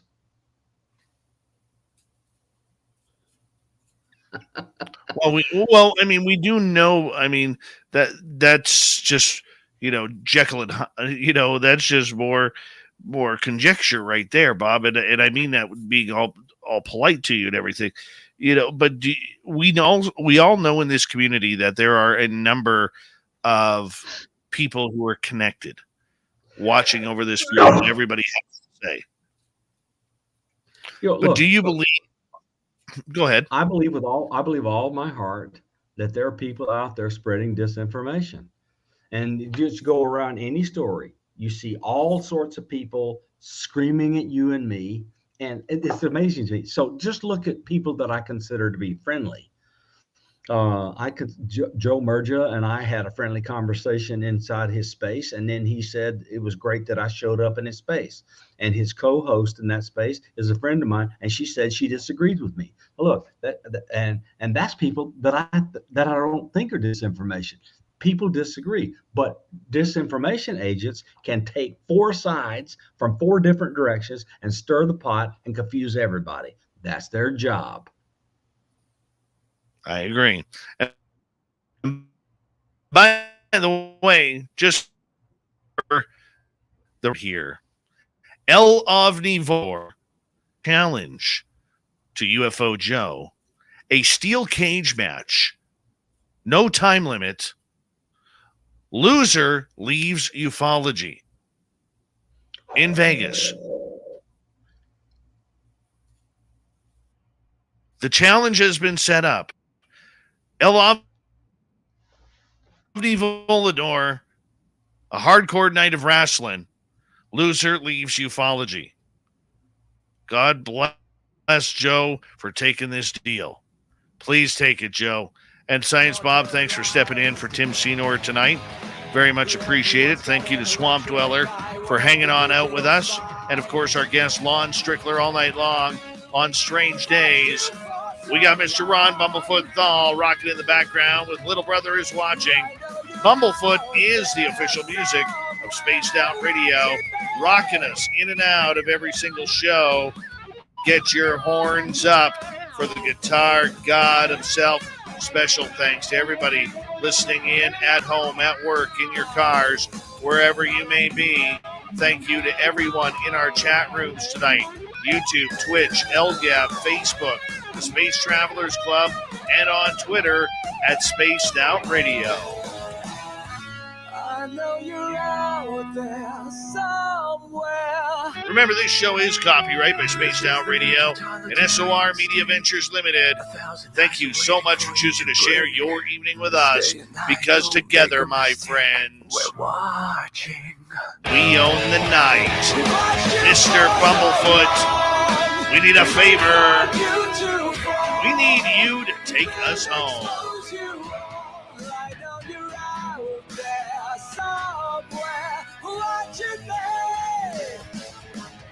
Yes, the Woo Train has docked for the night, but soon, my friends, we shall ride again. Your seats are always available. Your tickets never expire. And if you want to bring a friend, we've got room for them too. Good night.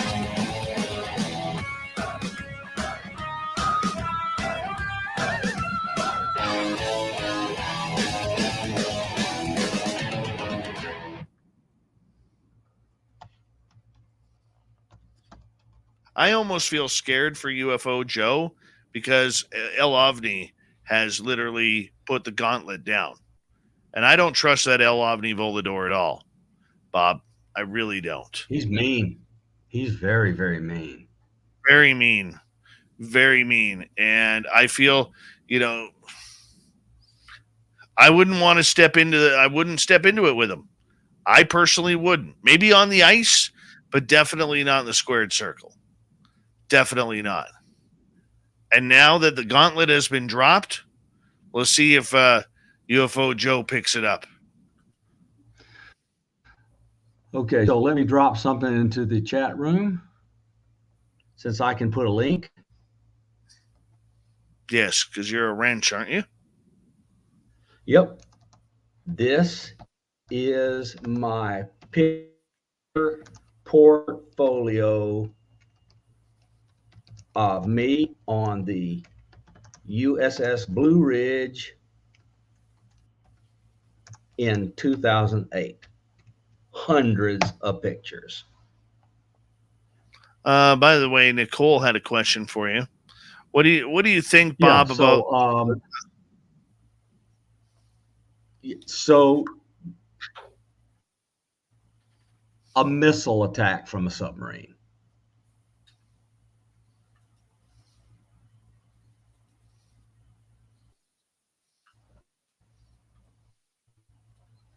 So there's yes, about a missile attack from a submarine. Yes, that is involved in the prediction.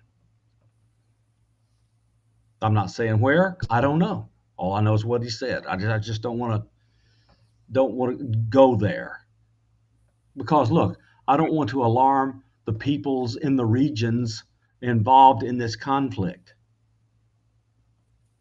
What we know is that not Tim Taylor, uh, uh, what's his name in Pasolka's books? Tim Tyler. Tyler took Chris Bledsoe's predictions in an envelope, and the envelope was transported to Camp David. How do we know that? A napkin from Camp David with the presidential seal in it is laid over the top of the envelope with Chris Bledsoe's address behind the napkin. You cannot fake the presidential seal because that's a violation of federal law. And you cannot get to Camp David unless the president of the United States invites you to Camp David, and that was Barack Obama. Why do you think all these predictions are coming out? All these hints. Look, the story ties together, Dave. We could write the story. It all ties together. Who knows why Chris? I know Tyler, when he tested Chris, said to Chris, why you? Ask Bledsoe. Ask him yourself. He put a piece of debris in Chris's hand and Chris had a major reaction.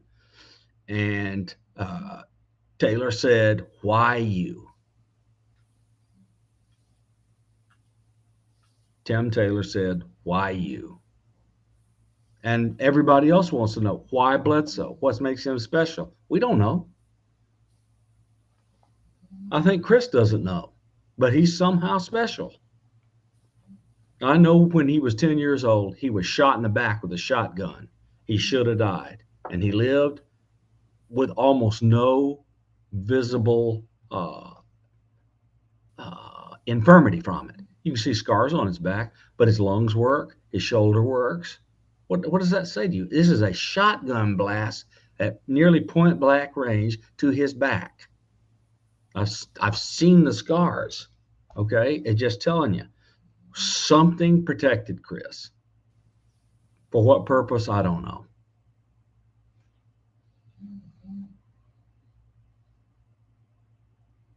Well, we'll soon see, right? We'll see what we see. All I'm telling you is where my story, my observations, and my logic leads me. Right. All right. Any more questions for Bob before we say goodnight to him? Sherry has Bob, give us a way to get a hold of intelligence authorization. Look, Bob, just go to any kind of okay, because I'm just going to run to the bathroom. I'll be right. Okay, yeah, Sherry. Look, the Intelligence Authorization Act for 2023 is something you can Google and find a link to. Just Google it. It's in the Federal Register. So just Google it. It'll come up. Intelligence Authorization Act of 2023. You can Google it and you'll get a link.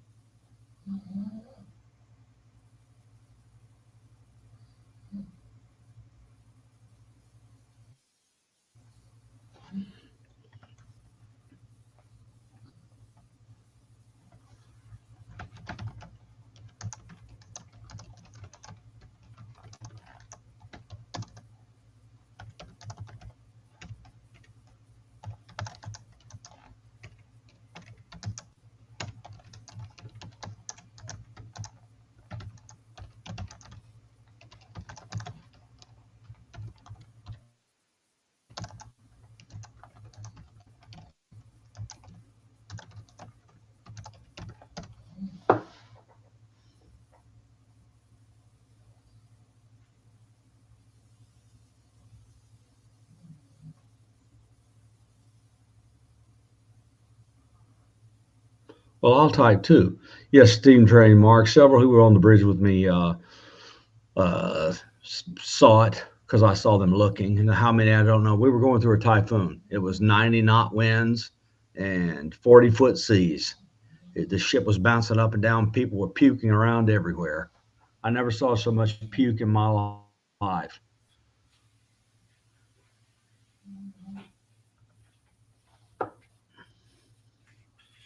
All right. Sorry about that, Science Bob.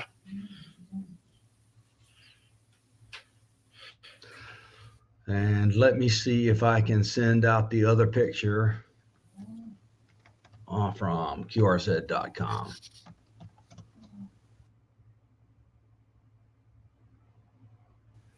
I'll put it in the link before Dave shuts down.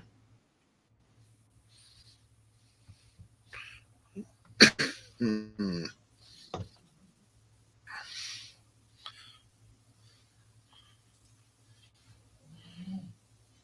Okay, here it comes. This is a picture taken by the captain, Michael Mathis, on board the USS Hampton, of us full speed ahead. And I am at the top front of the bridge, and he's at the back of the bridge taking the picture. That is now in, the link is now in chat.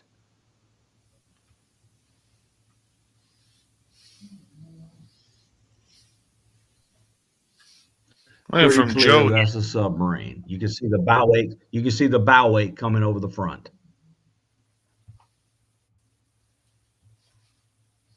You know, Bob, and if you want, get on you a can submarine just by being an interesting tourist. If you want, Bob, you can share them on the screen. Sure. Clicking on the link and then go and share screen at the bottom. Okay, got it. Yeah, let me do that. Okay. So here is Yeah, let me do this. Let me click share screen, share screen, share screen. Okay. And can you see that, Dave? No, it hasn't popped up in the bottom yet. Okay.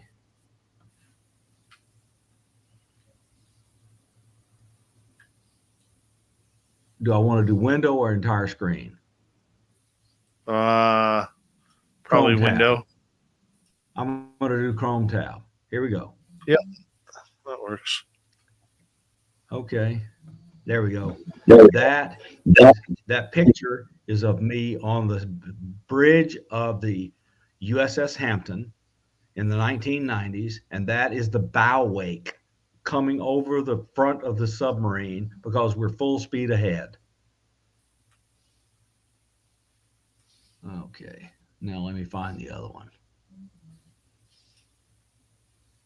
Okay, yeah, here it is. So I'm gonna go share screen. I'm just gonna play something here, Bob. You know, I've always thought if you don't like the job, I'm just gonna. you know, All right, there. All right, Lon, hold on. you know, There we go. All right, Lon, hold on. Just had to get that in. Okay, so that's n4hysmugmug.com/travel.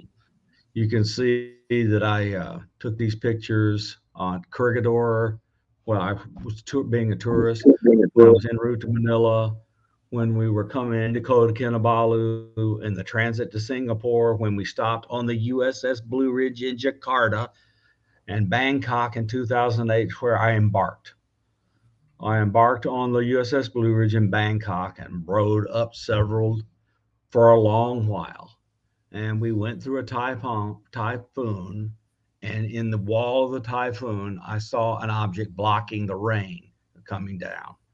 And later it lit up lights along the bottom, and I could tell that the object, which I'm not going to call a triangle because it was in a mess, but I could see the lights, and it was bigger than the USS Blue Ridge. And this is publicly available, this travel portfolio.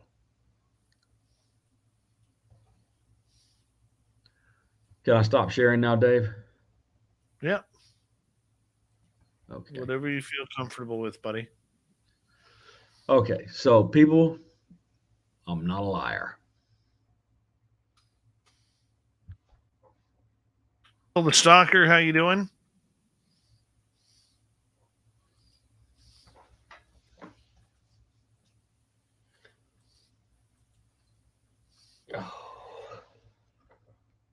Well, sure we Slackmate. Hey, Dave sent you some info on rocket sock nitro thrones and messenger the other day.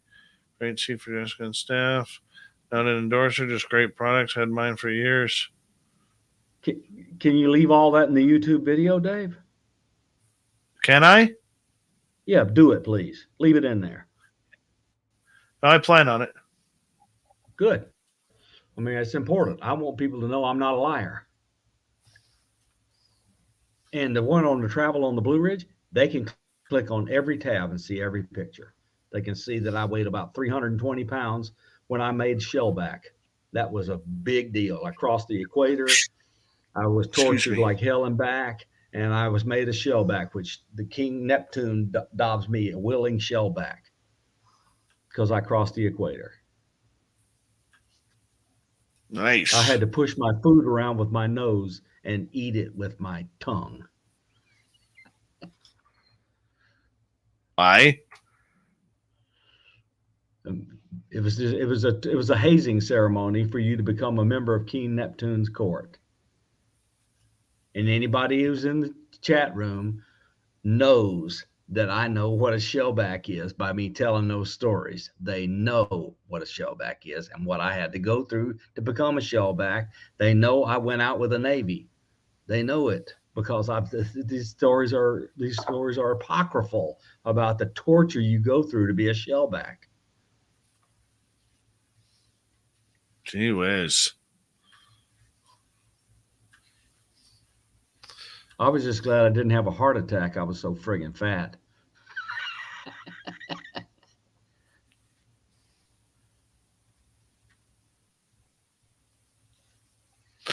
Ozzy. Dave, Guns N' Roses are playing Adelaide next year. Should I go? There should be no question about should you go or not. Question is, where should you sit? Anywhere. That's the answer.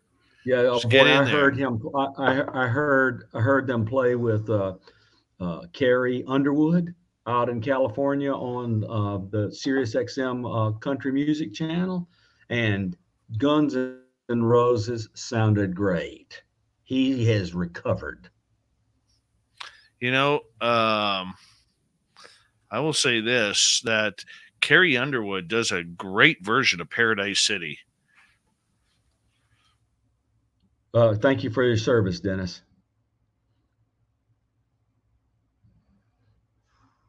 There he is in his uniform. I think that's his M4 in his hand. I think it's his M4. I carried an M4 in Afghanistan. On Navy ship and did the shellback ceremony, Dennis says, and then made us swim around in antifreeze at the bottom of the ship. Ask Dennis. Dennis, tell us if that's your M4 in your hands. I can't quite make it out.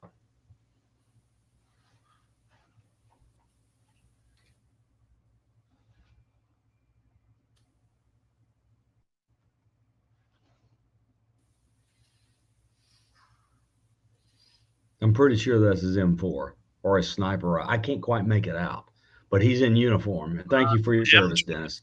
M27 IAR. Okay, got it. I gotta Google that. M27 IAR. What does that look like? Automatic rifle. Oh, that's nice. Look at the scope on that thing. Look at the scope on it. See the scope right above it, right above the gun? I bet he was a deadly shot.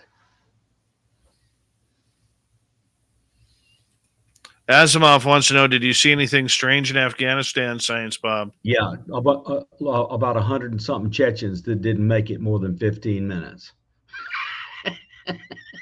That was pretty strange. Okay. You do not want to stand up and fight with Navy SEALs.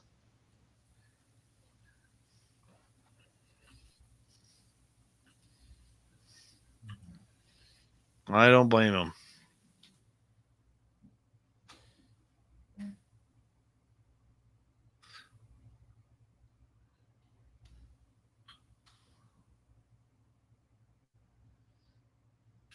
Right.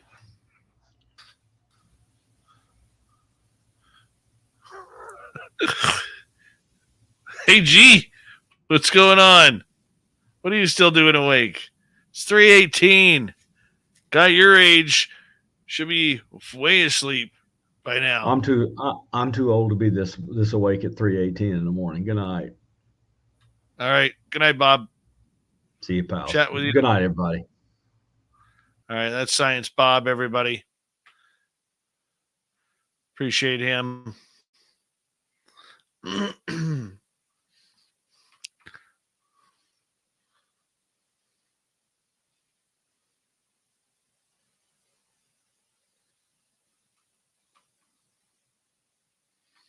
I'm just editing. Any questions, you can feel free to ask them in the chat room. And I'll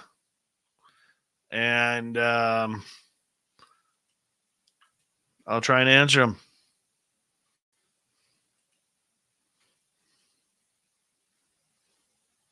Tomorrow night on the show, we're going to stay with what's happening in ufology. Melinda Leslie will be our guest.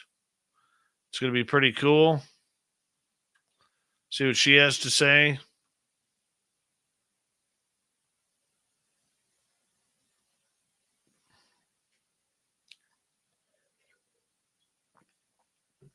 Oh, that's good. Nice soft water.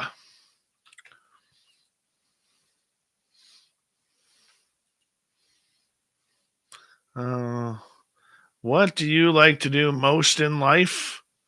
I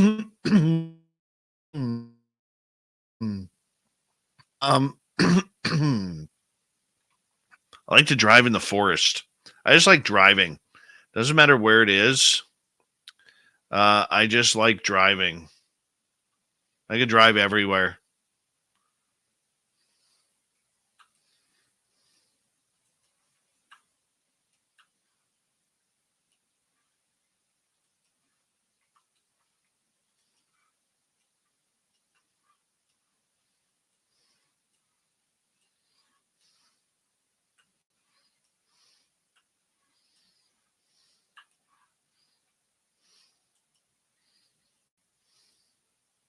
Sugar Britches, how are you? Yes, Angela, that is my goal for this week, is to try and figure out this stupid WooCommerce thing. I'm not the most computer literate, but I promise you, because it's picking my butt here, I got a lot of people asking. Why was the moon out at 5:30 2 days ago? It was Easter. I don't know. The moon does what it wants to do. It's got a mind of its own. Blank. How does he know if it's not true? How are the people seeing the same things? Found it odd. He's like July or whatever. I don't know what you're talking about. Sorry.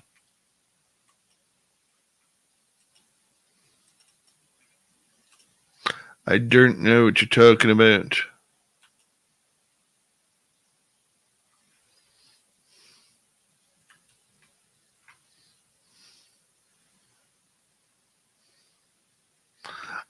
Next week is when I'm taking my 2 weeks holidays, where so let everybody know again that next Monday through Friday and the following Monday through Friday, I will not be here. We are going to have dead air at night here on YouTube. You're just going to have to choose one of the other shows that are going to be on the air, or that you could choose from our archive.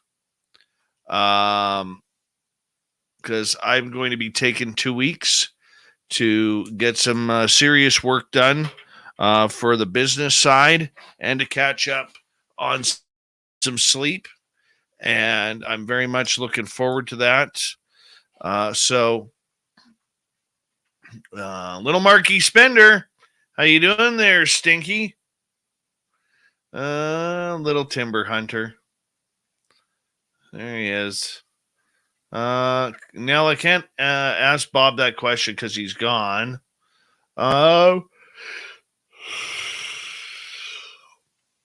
Steam Train Mark, there's two reasons for that. Number one, we don't need the U.S. government to admit that UFOs are real, but considering they are the biggest superpower in the world and kind of the police force of the entire world, and for the most part, good people. I think we all kind of, it doesn't matter which country, we all kind of look at them to lead the way. And that is why. Add to the fact that there's a lot of secrets and technology and Area 51 and all that kind of stuff. I think that's the big reason why we look towards the U.S. as being the faces of disclosure. So it's pretty much it. By the way, Joe wants me to show the official guard dog of SOR. I love Lola. She's getting too big, though. Remember when she was just a little puppy when Joe got her? Look at her starting to mature. Look at her. Starting to fill out. Her head is bigger than her body. Now, if you look down here in this section, you'll see Joe's famous corn and bunion. There's the bunion, and there's the corn right there. Little corn action right here.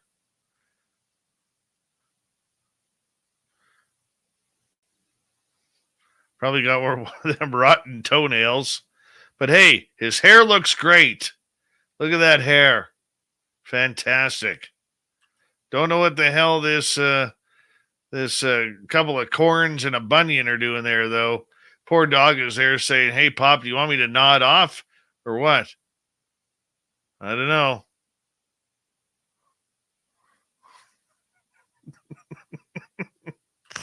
Oh, God, I just kill myself sometimes. God, that's funny. It was. I thought it was funny, at least. Maybe you didn't, but I did.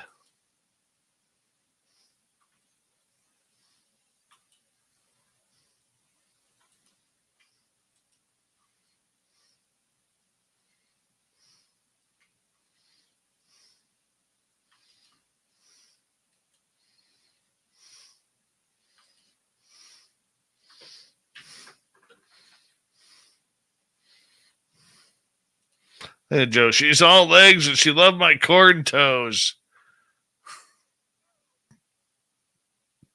Oh, that's gross. Poor thing. Poor thing. Give me 2 seconds here, guys. Get this started.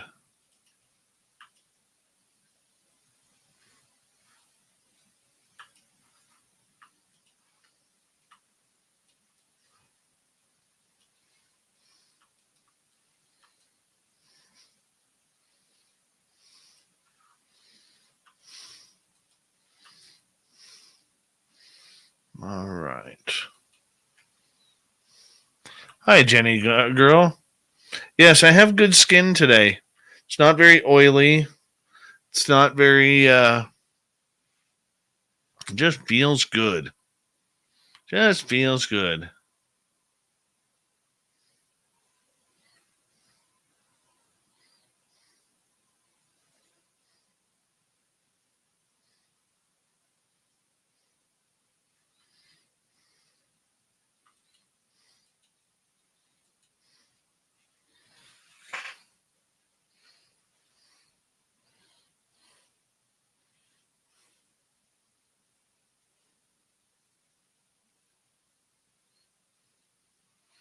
Let's go here.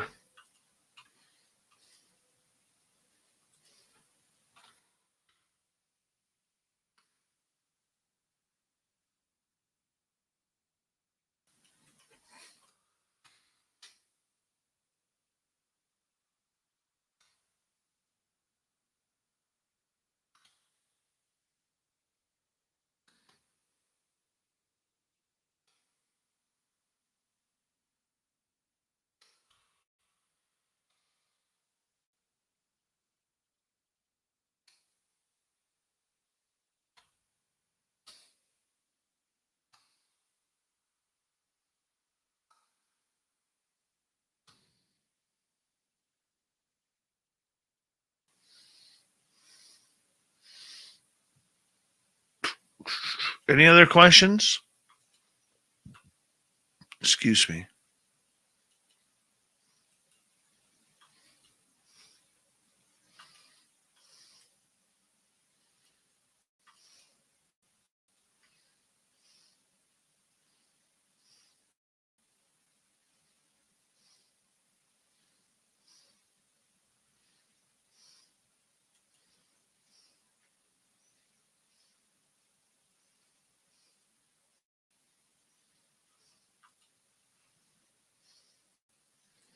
Two weeks of Merle replays.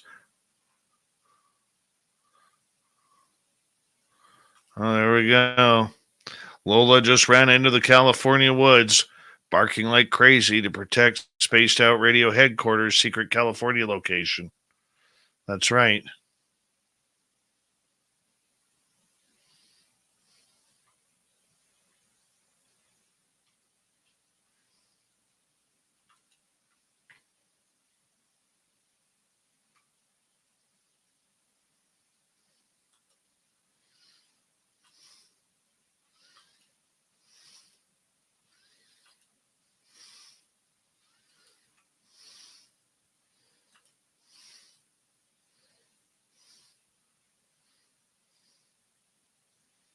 I don't know about a 2026 invasion either.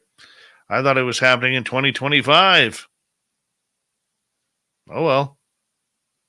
Travis W., how you doing?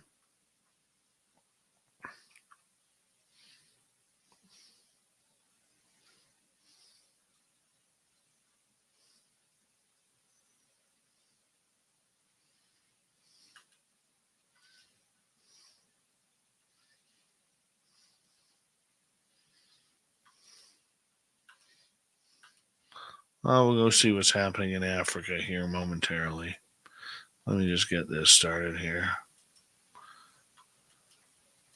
See what's happening in Africa.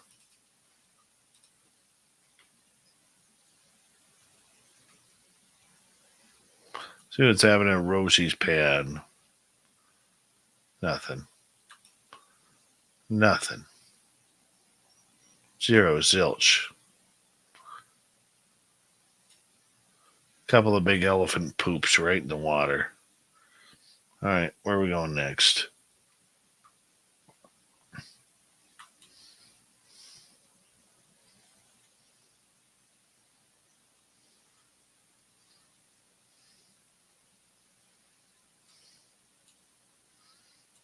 No, nothing there. Where else are we going? Been to Rosie's pan. I'm trying, guys. Let's go to Tau. Oh, we got an ostrich. And we got a wildebeest.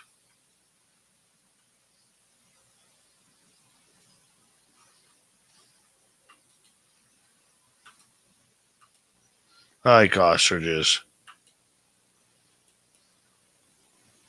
Do you think ostriches know they're ugly? Seriously.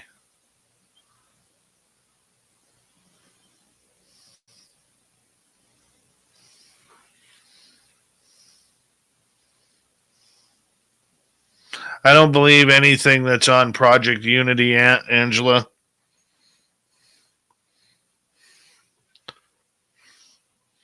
Sorry.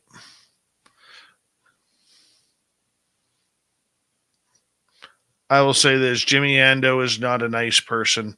I don't talk ill of very many people, but Jimmy Ando is not a nice person. And doesn't deserve the support or the credit that he is claims. He acts all innocent and everything, but he's really not a nice person.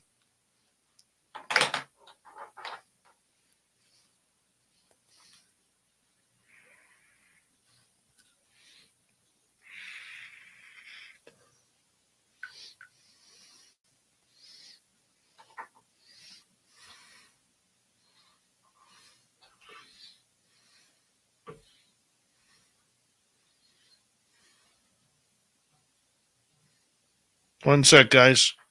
Hold on.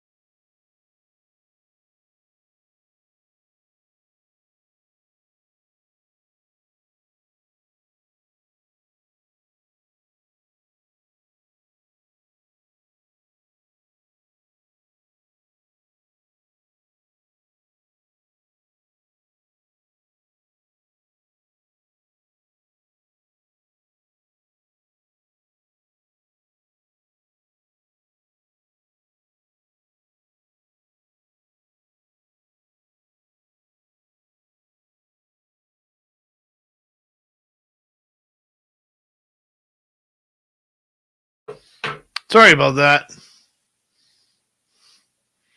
Sorry about that. That ostrich is still hanging around. Good for him. Good for him. Not afraid of any lions or crocodiles or anything that would want to eat him. That's right. Zoom in. Look at that gorgeous bird. It's so ugly, it's beautiful. Surrounded by elephant turds. Wonder where the drunk zebras are.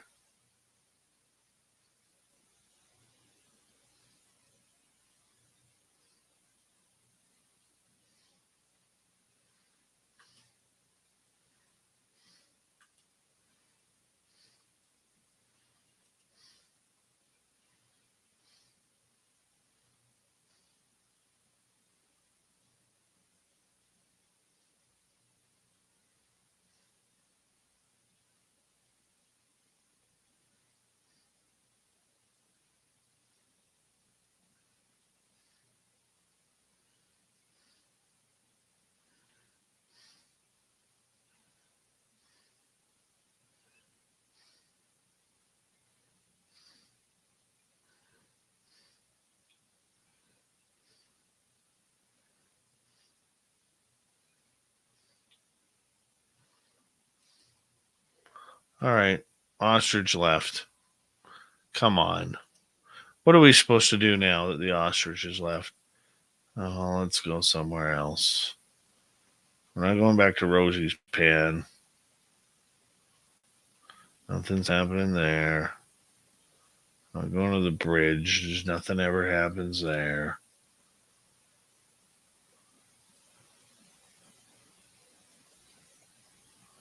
All right, let's check out this one in Kruger.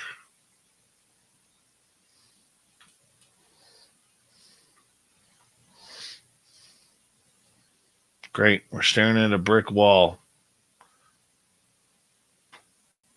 Looks like it was built for World War II.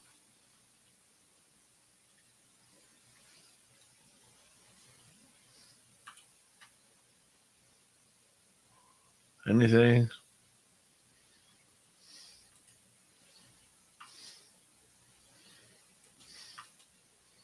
Give us something here. Oh, this is new. Maybe back in the U.S. in October.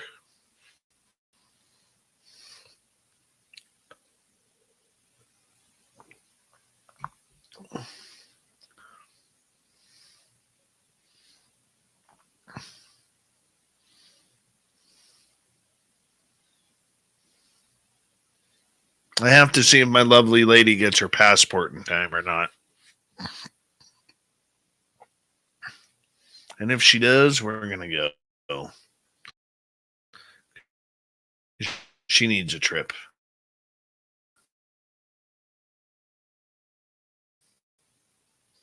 She needs a trip. It is. I saw it. Move.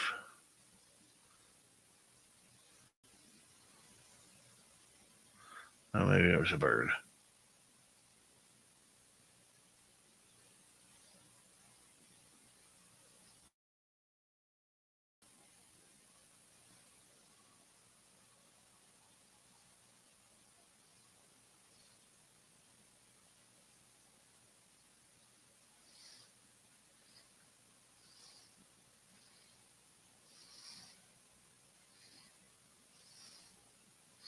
That looks like a man standing there bent over, like a dog man with like the arms resting on the knees.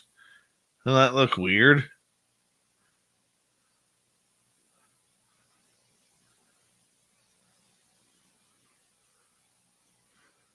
Strange.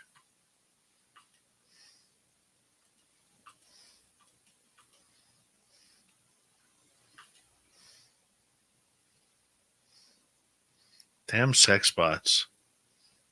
All right, there's nothing going on in Africa today. That sucks.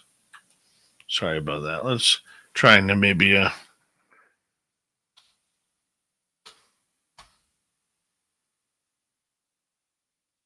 Nothing. At least they refilled the water hole. Even those annoying fucking birds are gone. I don't know how to respond to that. Because I didn't ask you. You just scared the daylights out of me. You better turn off. All right. Melinda Leslie, tomorrow night on the show. More UFO stuff. It's going to be a lot of fun. Thank you tonight to Mennonite Abe, Horror Realm, Thomas, Lala, Bob, Brad, Jennifer, and Jeremy for the super chats. Very much appreciate it. Let's end August strong tomorrow. I hope you will be here with us. I will be here with you because we own the night together, people. And we'll see you tomorrow.